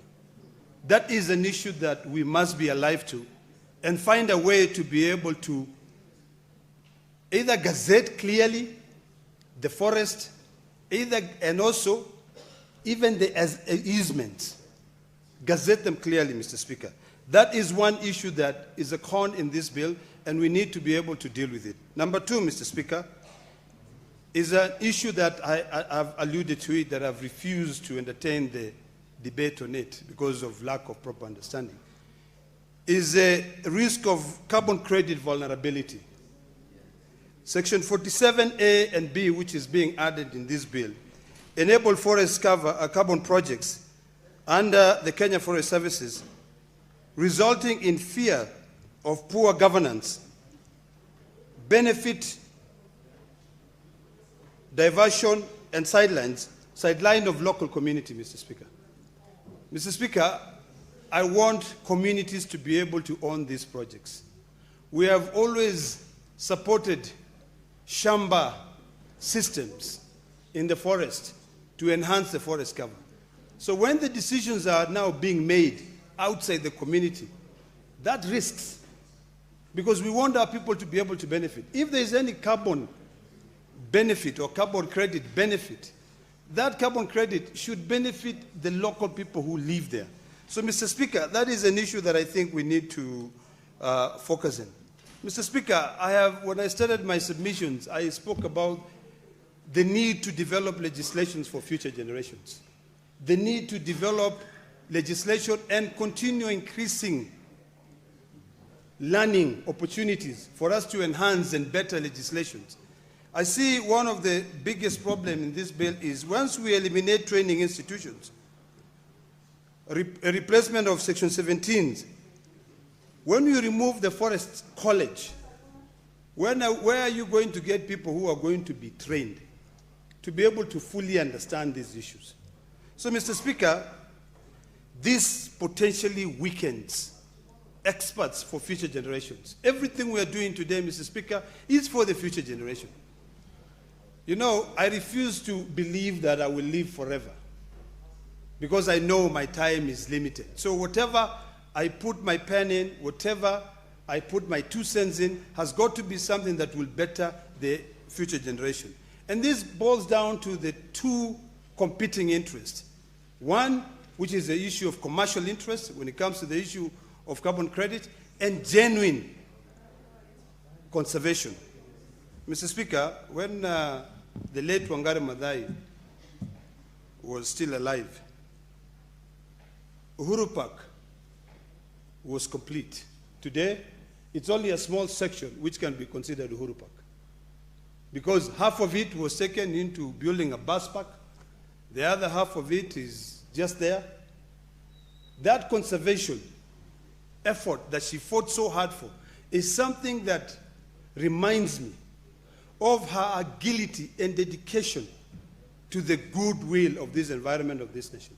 Nairobi, Mr. Speaker, was once regarded as a green city, but slowly by slowly it's turning into a concrete jungle. So we need to be able to safeguard these interests.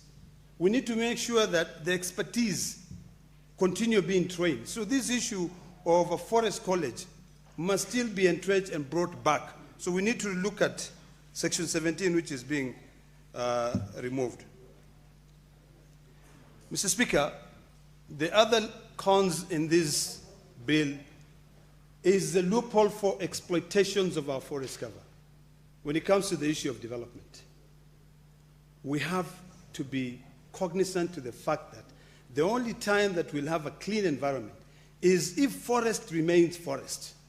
But when there is a small loopholes of allowing development in forest, it may enable some of us, and I'm not pointing at any person in particular, to have a desire in using corrupt means to cut a section of the forest to develop their own business empire. Mr. Speaker, it is important, and I want to reiterate this, and I'm happy that I can see young people in the public gallery, that every piece of legislation that we develop in this country has got to take their interest at heart. It has to put their interest first to make sure that we still maintain a good environment for them. When I was growing up, Mr. Speaker, we used to plant trees on a daily basis. Narok Town had a beautiful forest called Olekonyo Forest. I'm currently attempting to try and plant more trees to see whether we can be able to save, the environment. So, Mr. Speaker, the future generation and even the Gen Zs, the Gen Alphas, must be trained. Whatever we do, Mr. Speaker, we must show them that we want to make this country a better place for them. You know, we spend more time insulting each other left, right, and center. But when it comes down, when the chips finally fall, what should lead us, Mr. Speaker, is us developing an environment which is going to be good, that we are going to depend on ourselves as a nation first. We're going to look at Kenya first before we look at other interests of other nations. Kenya must always be first. Help me understand carbon credit. Help my people in the village understand carbon credit. Help these younger people, the generation, understand carbon credit. They do not understand.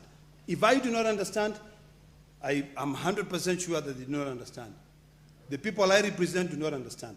So when you want to amend legislation, ensure that you entrench their interest first. Make sure they are the ones who are leading that piece of legislation. And this brings me to my last point, Mr. Speaker, of equity and oversight gaps. We are now decentralizing these forest professional forums. But I see a lack of robust accountability. And what do I mean by that? The only way that we can ensure that our forests are fully accounted for is by ensuring that local communities, indigenous people, like when you go to the Loita Forest, Mr. Speaker, the Loita Forest is a very emotive forest with a lot of significance to the Maasai nation, both in Kenya and Tanzania. But recently, there have been some discovery of minerals in that forest. There's a particular interesting red stone which is there. At first, people in the current government and the former government were leading in deforestation, cutting the trees. Mr. Speaker, I stopped a former cabinet secretary's trucks, which were transporting a lot of, cedar trees from there to go and build a hotel somewhere. So this issue, if the community interest is taken, so that this oversight body, the first oversight body must be the local community. Because when it floods, Mr. Speaker, if it happens in Mbutbut Forest, and let's say there's no protection of that forest by the local community, the landslide will affect the local people. If we cut all the trees, a majority of trees, to create easement in the Mau Forest, the people who will suffer are the local Maasai and the Kalenjin people who live in that forest. So I want to beseech the move of this motion, given that it's a bill that is coming from the National Assembly, to consider at the Committee of the Whole to introduce this amendment that deals with those cons and try to turn them into pros. There's absolutely no reason as to why we should develop legislation that has got more cons than pros. Let's apply an evidence-based analysis to the bills that we bring into this house. Are they helping future generation? Are they helping us? Let's understand these bills properly so that we move on to them. And ultimately, yes, all of us are interested in making a buck or two. No one will not be interested. I'm happy that this bill recognizes those people who had a license for a timber yard or for grading of timber, that now, when the responsibility switches to the cabinet secretary, they will still be grandfathered into the new regulations. So, Mr. Speaker, as I conclude, we must ensure that we promote a clear balance between genuine conservation and commercial interests. With those few remarks, Mr. Speaker, I beg to support. Next is Senator Manzo. You did? Senator Mogeni. Mogeni.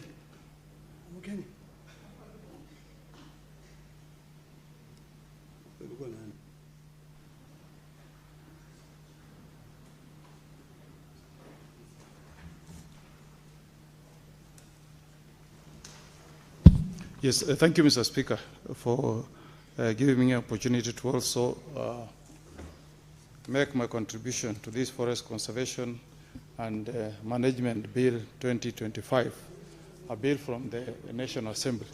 Mr. Speaker, I have noticed that this week we have dealt with a number of bills that have come from our sister house, National Assembly, and I'm happy that I'm speaking when our leader is here, Majority Leader Senator Cheriot. Mr. Speaker, I don't know what happens on the other side. Most of our bills, the bills that have come from this house, Mr. Speaker, have gone to the other house and they're just gathering some dust. In fact, Mr. Speaker, I received a communication to my utter surprise and disappointment that the National Assembly has refused to approve a bill that I drafted to take care of our senior citizens who are facing a lot of discrimination from insurance companies when it comes to providing medical cover for Kenyans who are aged 70 and above.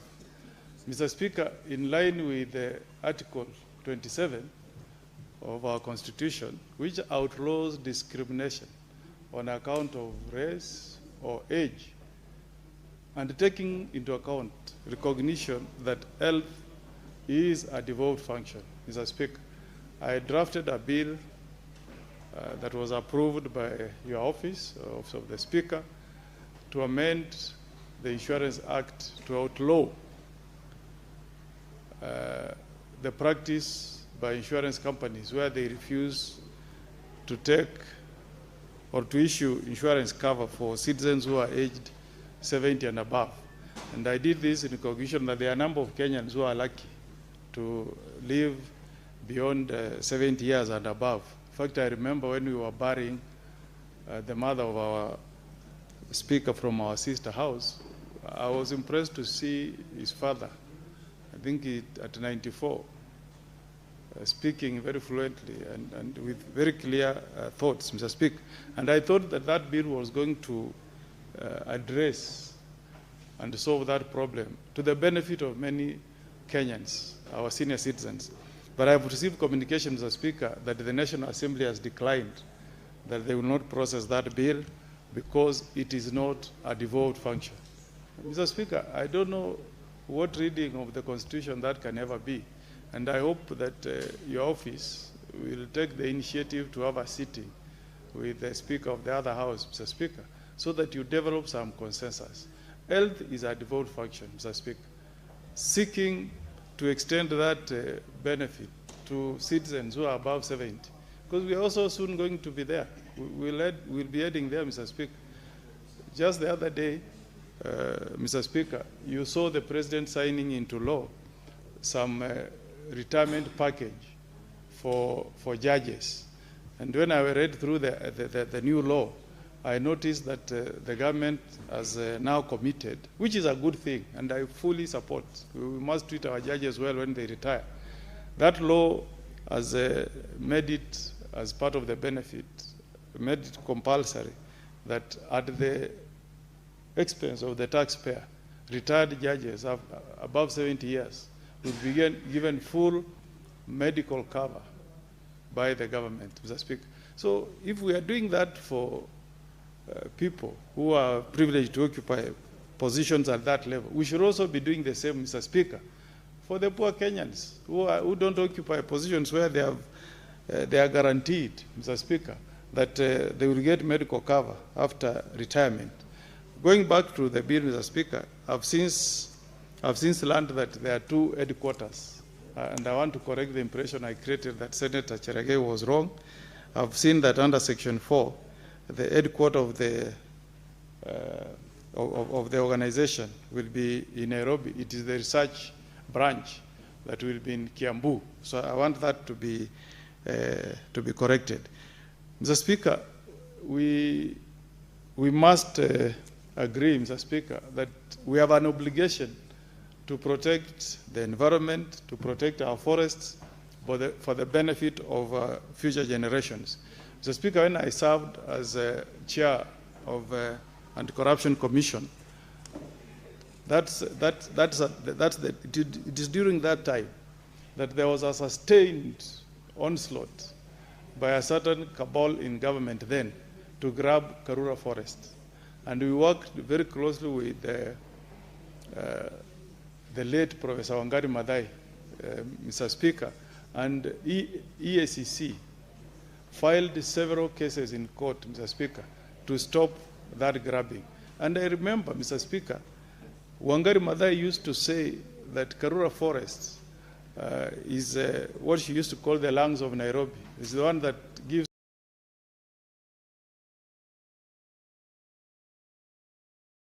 people of Nairobi oxygen. If you deplete Nairobi, you may lack fresh air, Mr. Speaker. So we really must support any initiative like what I've seen in this bill, that will have a dedicated agency that will ensure that we protect our forest. Mr. Speaker, our desire is to have a 10% forest cover, but we will never attain it, Mr. Speaker, if we allow people to continue grabbing part of our national cover, Mr. Speaker. Last week, I was reading a decision, Mr. Speaker, where the Court of Appeal overturned a decision of the High Court that had allowed a Kenyan to grab about 4,600 acres of the renowned Masai Mara, Mr. Speaker. And I want to read aloud that bench of judges, which included the newly appointed judge of the Supreme Court, Justice Warisame, Justice Gachagua, and Justice Mativo. That is an heroic decision, Mr. Speaker, that is giving back, they have said that matter back to the High Court. I hope the judge will hear that matter, Mr. Speaker, will act in a manner that protects Masai Mara, Mr. Speaker. We have so many tourists who come to Kenya just to visit and you know, bring foreign income to our country. If we finish Mara, Mr. Speaker, where will our tourists be going? What we should be thinking is how we can extend the railway network that goes through Narok to extend to Sekinane Gate so that there is easy access. I hope now that we have this bill, Mr. Speaker, I hope that the agency that will be appointed, Mr. Speaker, can even take the extra step of joining as interested parties in the many cases that have been filed in court, either by EACC or any other public body or any other interested Kenyan to protect our forests. Mr. Speaker, on the qualification of the head of this body, we have placed it as per section 29B, 29(2)D, an experience of 15 years. Mr. Speaker, we should allow our youths to thrive. We have many young Kenyans who, at an experience of 7 years, they can serve very ably as CEOs. Remember when Mr. Oigara was appointed as the CEO of KCB? I think he was 30-something. He didn't have 15 years experience. But look how he turned around Kenya Commercial Bank to what it is today. And I think when he left, he was again poached by another bank. So when we say 15 years, Mr. Speaker, you are locking out the youth completely. And even I don't think, even at our professional level, at people applying to be judges of the High Court, we don't place it at 15 years. It's 10, Mr. Speaker. 10, and you can pass a sentence to condemn someone to be hanged, and that is it, bring his life to an end. It's a serious assignment. I will propose, Mr. Speaker, that we consider, because of our youth, we consider amending this clause to reduce the experience to at least 10 years. I would have preferred even 7, but maybe a middle ground can be 10 years. But to put 15 years, Mr. Speaker, you will lock out so many of our youths. And we want them to get employment, Mr. Speaker.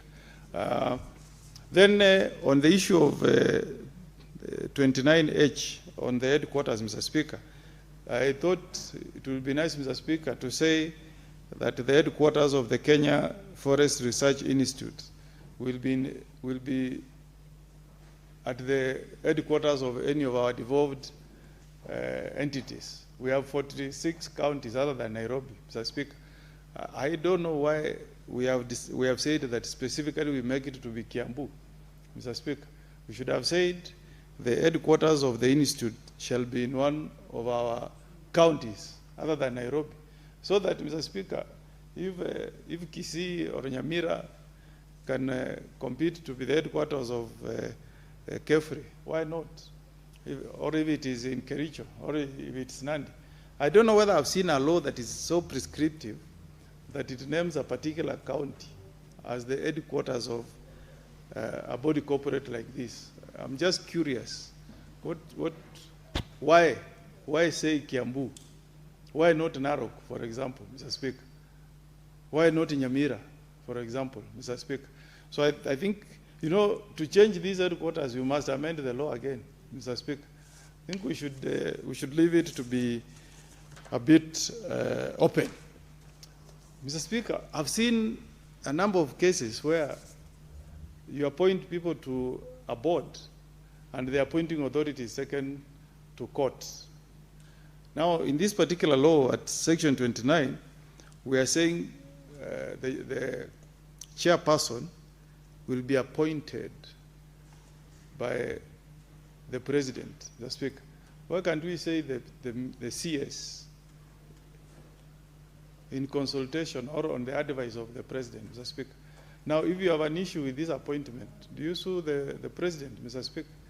I'm proposing, Mr. Speaker, that we don't give the president some of these very small duties, like appointing chairman.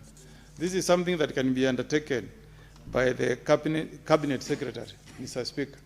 So I hope the committee that will consider this bill will put that into consideration. I have no problem with SRC setting remuneration, but Mr. Speaker, I'm wondering why we cannot have a generic, salary structure for members who serve in our various boards. I mean, why, for example, should you say, if you serve as the chair of Anti-Corruption Commission, you should earn 350,000, but if you are serving as a chair of Kenya Forest, Kenya Conservation and Management Institute, you earn 25. Mr. Speaker, when you walk to a supermarket, the supermarket does not know that you are from EACC and that the other one is from Kefri, Mr. Speaker. We should promote parity and fairness, Mr. Speaker. Everybody should earn the same salary. My argument has always been, Mr. Speaker, there is a police officer working for DCI who is supposed to arrest somebody who has committed a crime or somebody who has swindled public money. You have another police officer forwarded to EACC who is also supposed to investigate that crime somewhere, but you are paying the person at EACC more money than the other police officer from DCI who is doing investigation. What statement are we making, Mr. Speaker?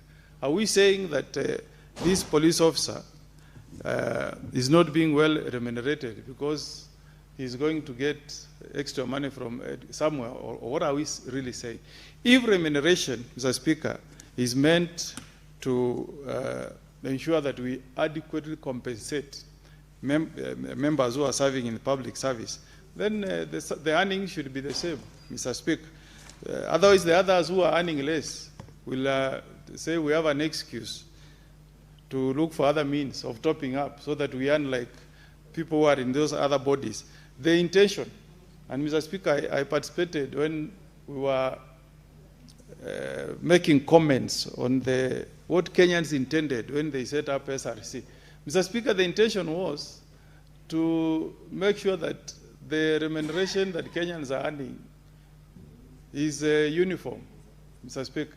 We wanted to remove this idea of saying there is a special kind of Kenyans working somewhere who earn more and others who earn less.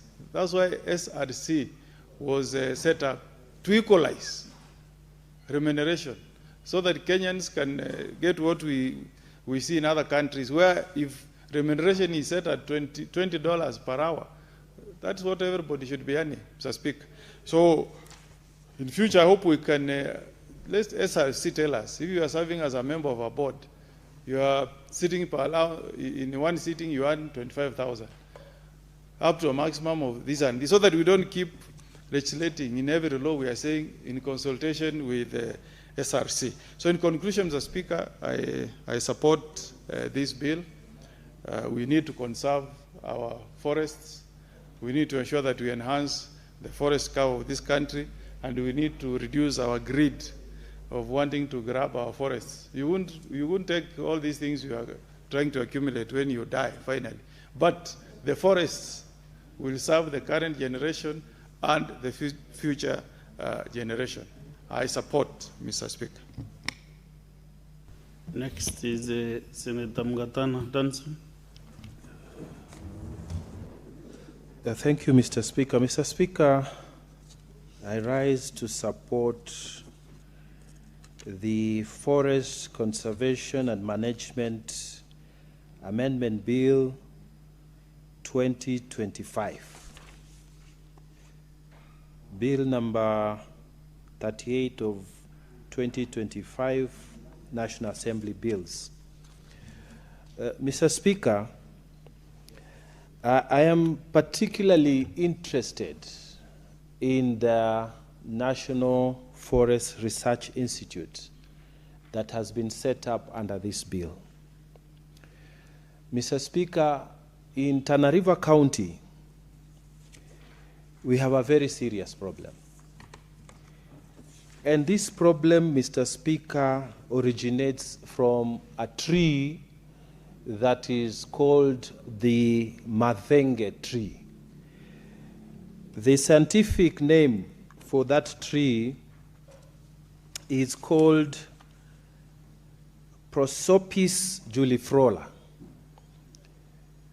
Mr. Speaker, this tree has had a major negative impact on the ecosystems in Tana River County. And Mr. Speaker, it has killed grazing lands. It has affected farmlands. Today, Mr. Speaker, forests are dying because of this mavenge tree.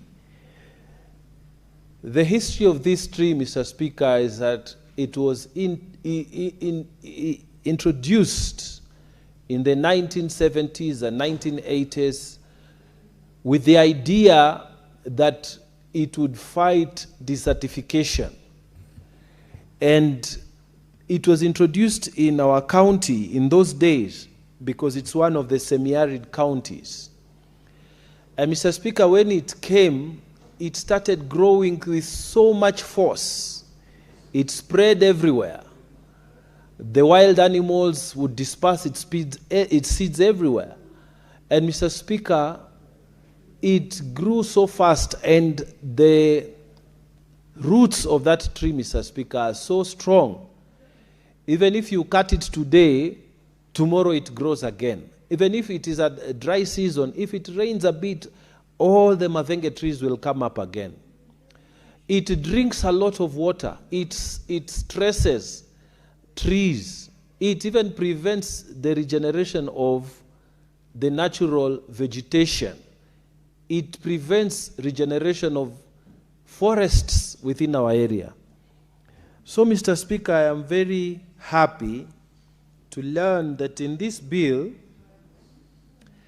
in section 291, proposed section 291G, there is, in fact, one of the things that this institute is supposed to do is to assess, map, control, and develop procedure for the control of invasive species. The mavenge tree has become a major invasive species. And Mr. Speaker, it is a species that does not die. And it is so strong, it kills everything that is natural within the area. Mr. Speaker, even in large-scale irrigation schemes, like the Bura irrigation scheme, you will find that it clogs the canals. When farmers want to plant, they have to spend a lot of money trying to clear madenge before they can put the seeds. Mr. Speaker, even the locals, when we are grazing our animals, Mr. Speaker, if your animals, your cows, they bite for whatever reason because of hunger or any reason, they eat this tree, Mr. Speaker, they will have very serious digestion problems. So, Mr. Speaker, this bill speaks to the people of Tana River. I am glad that one of the reasons that has been set up for this research institute is to make sure they control invasive species. Mr. Speaker, what I have also seen in this bill is that they have tried to explain the question of lack of spread for research institutions. The debate has been, where is the headquarters? But I am not really interested in that, Mr. Speaker. I want this bill to speak to the fact that the people who actually suffer are people in the counties. We want this bill to be specific about establishing research centers within the counties, because what it has done is just to say regional centers for research. And Mr. Speaker, when you look at the proposed 29G, it is just talking about regional centers. But when we were dealing with the establishment of judges, when we were passing those laws many years ago, after the new constitution was done, Mr. Speaker, I remember moving a clause that was very specific, saying that each county must have a judge at the county. And progressively, the judiciary has been appointing judges at each county. And Mr. Speaker, I was moving that amendment at that time because there was no high court in Tana River County. But I'm grateful, Mr. Speaker, because of that law, each Chief Justice has continuously and slowly trying to make sure that every county in this country has a Chief Justice. And we have a judge of the High Court. And I am proud to say that in Tana River County, we now have a judge of the High Court. But if you look at the wording of the establishment of research centers in this law, it is not specific, Mr. Speaker, to counties. The language has not been that language that we would use if this law was being set up from the Senate and going to the other side. So I would urge in the third reading, Mr. Speaker, that there be a very specific provision that progressively research centers for forestry be set up in all counties. This is because counties like Tana River County, where I come from, if these provisions are not in the law, the nation tends to ignore some of our counties, Mr. Speaker. They would go, when you mention forests, they don't think of counties like Tana River. And yet we have big forests, Mr. Speaker, in the Kipini area, for example. In the Bangal area, for example, we have huge forests, Mr. Speaker, that in fact are already under the Department of Forestry as we speak. So, Mr. Speaker, it would be a good idea that these forest research centers be established in every county of the Republic of Kenya. I am happy, Mr. Speaker, to note that in the proposed clause 5, the national government is enforced to provide technical assistance to counties. Every county is supposed to get national government technical assistance in as far as agroforestry and commercial forestry in community land is concerned. Now, Mr. Speaker, some of our community lands are registered in Tana River County, but some community lands are not registered. We would want, when they are giving these technical services on agroforestry, on commercial forestry, they should cover both registered and non-registered community lands as the situation exists right now. Mr. Speaker, one of the most important provisions in this Amendment Act is the establishment of the Forest Secretary. Mr. Speaker, this is a very good innovation because up to now, the Department of Forestry has been operating almost like some outsider department that only becomes important when you have political push for growing trees. But then now we are creating a full department which is headed by a secretary. And this Directorate of Forestry is going to be a game changer, Mr. Speaker, because we have the secretary in charge of forests who will be dealing directly with matters to do with forest, who will be directly advising the Cabinet Secretary for Environment on matters forest. He will be developing policy and doing everything else that needs to be done to make sure that forestry in Kenya is exploited to the maximum for the benefit of the people of Kenya. The problem I am having with this law, this proposed law, is coming on 29D. Mr. Speaker, when you look at this clause 29D, it is proposing that the register be established for all professionals in the forest sector. And Mr. Speaker, it is actually suggesting that it is the Secretary of Forests, whom we are setting up now, that will be giving the certifications for you to be a professional in the area, in the practice of forest management and everything related to forestry. Mr. Speaker, we have various professional bodies within the Republic of Kenya. We have the Law Society of Kenya, we have the doctors, we have surveyors, we have many, many, many professional institutions.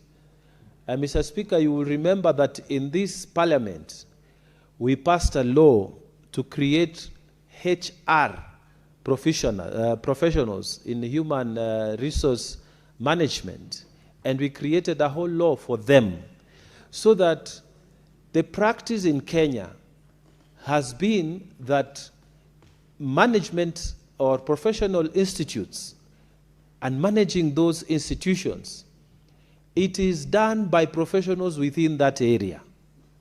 It is managed by professionals in that area. I'm a lawyer, Mr. Speaker, by training, and the Law Society is managed by lawyers.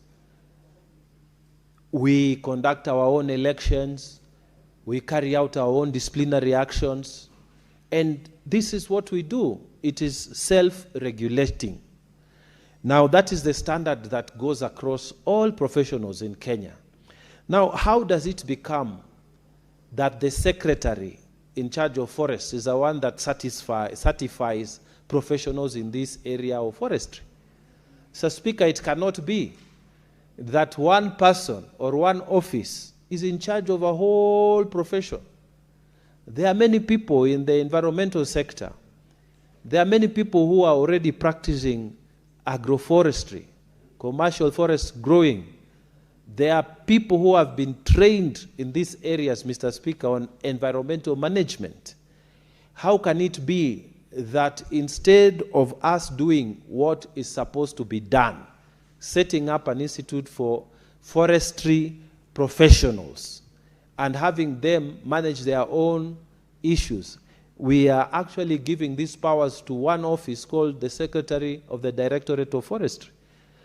Mr. Speaker, I think I fault this law seriously on that matter, and I think it is not a good thing to create an office and give it so much power, and it does not make sense, because the qualification we have put for the Secretary of Forests is a person who has a master's degree. Mr. Speaker, there are people who are professors in the area of environmental law, professors in the area of management, economic, and a professor in in management of forestry. Mr. Speaker, these professionals who are environmentalists are the ones who should be regulating the professionals within the area of forestry. It cannot be the secretary who just has a qualification of a master's. Mr. Speaker, I think there is a deficiency somewhere in this law that needs to be looked again in the third reading. We need to place amendments so that we can release the professionals to do their thing. Somebody who has a master's degree cannot be the one certifying a professor in environmental law as a professional in forestry. Mr. Speaker, that is a problem that I have noted with this particular bill. Mr. Speaker, I would really support this bill. I think for the first time now, we are seeing that forestry is being given its proper position within the Republic of Kenya. I see, like, Mr. Speaker, for the first time, we are not treating them as just a force, you know, like a force that is not really defined, because it's not within even the structure of the Ministry of Interior. It is somehow a force, but somehow it is not a force, and they don't have a very good structure. But now with the creation of the Secretary for Forests, and in the creation of this clear structure that is coming up now with this bill, I think we are headed in the right direction. Mr. Speaker, Kenya has been known to be ahead in terms of making legislation. And I think this is one of a demonstration where we are going. We are moving away from what used to be just a small department of forests to a strong department that has policy direction, head of policy direction. And Mr. Speaker, we believe that it will be able to spread across the counties. I have made a case for every station, every county to have its own station so that we can develop this sector. Mr. Speaker, with those many remarks, I beg to support. Thank you, Mr. Speaker. Very well.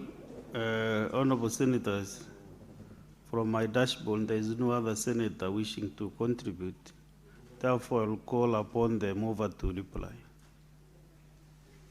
Speaker, sir, of this House who have spoken on this very important subject, this bill speaks to our future. Any country that does not take care of its national environment and its forest, Mr. Speaker, will one day pay a very heavy price. And I'm particularly happy with the kind of interest that I'm hearing from members that this is a matter which quite a number of them will actually be seeking to amend one or two things. Mr. Speaker, I appreciate that, and I concede, Mr. Speaker, that rarely do you get the kind of interest on a topic that is fairly complex such as this from the number of members that we have gotten this afternoon, and each has picked a particular area of interest to them, things that they feel strongly about. It is my sincere hope, Mr. Speaker, that tomorrow, when we progress this bill, members will be available in the House to do the subsequent amendments alongside those of the committee. Mr. Speaker, I thank you. With those very many remarks, Mr. Speaker, I beg to reply. Mr. Speaker, in accordance with Standing Order number 66.3, I request that the putting of a question be deferred until a later date, preferably tomorrow afternoon. I thank you, Mr. Speaker. Okay, Majority Leader, the putting of the question on business order number 9 is deferred. Honorable Senators, I again reorganize the order paper. We defer order number 10, and we go now to order number 11.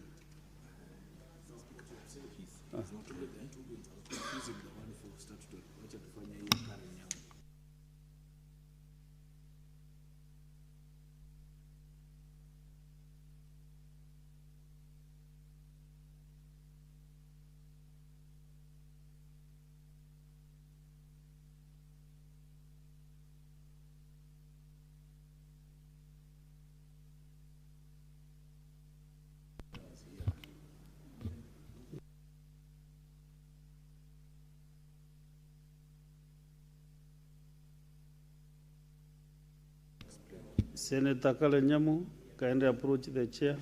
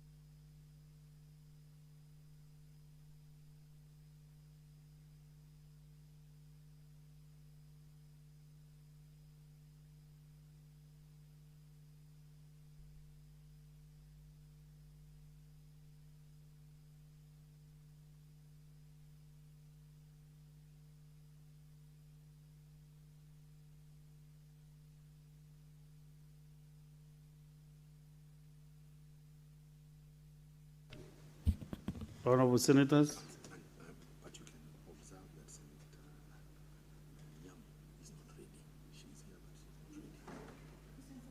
Honorable Senators, and requesting the clerk to call out order number 11, but due to other technicalities, we are not able to handle that now. So I defer business appearing as order number 11 all the way to 28 because we have no movers of these bills. Of course, yours truly is as order number 23, but I cannot be able to do that now. Then Karanyamu is here, but it seems not to be ready again also for today. So we defer again order number 29 to 34. Clerk.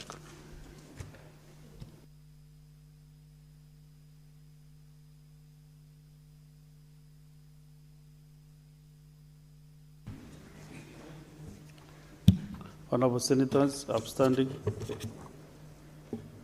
Honorable Senators, there being no other business on the order paper, the Senate stands adjourned until tomorrow, Thursday, 14th May 2026 at 2:30 p.m.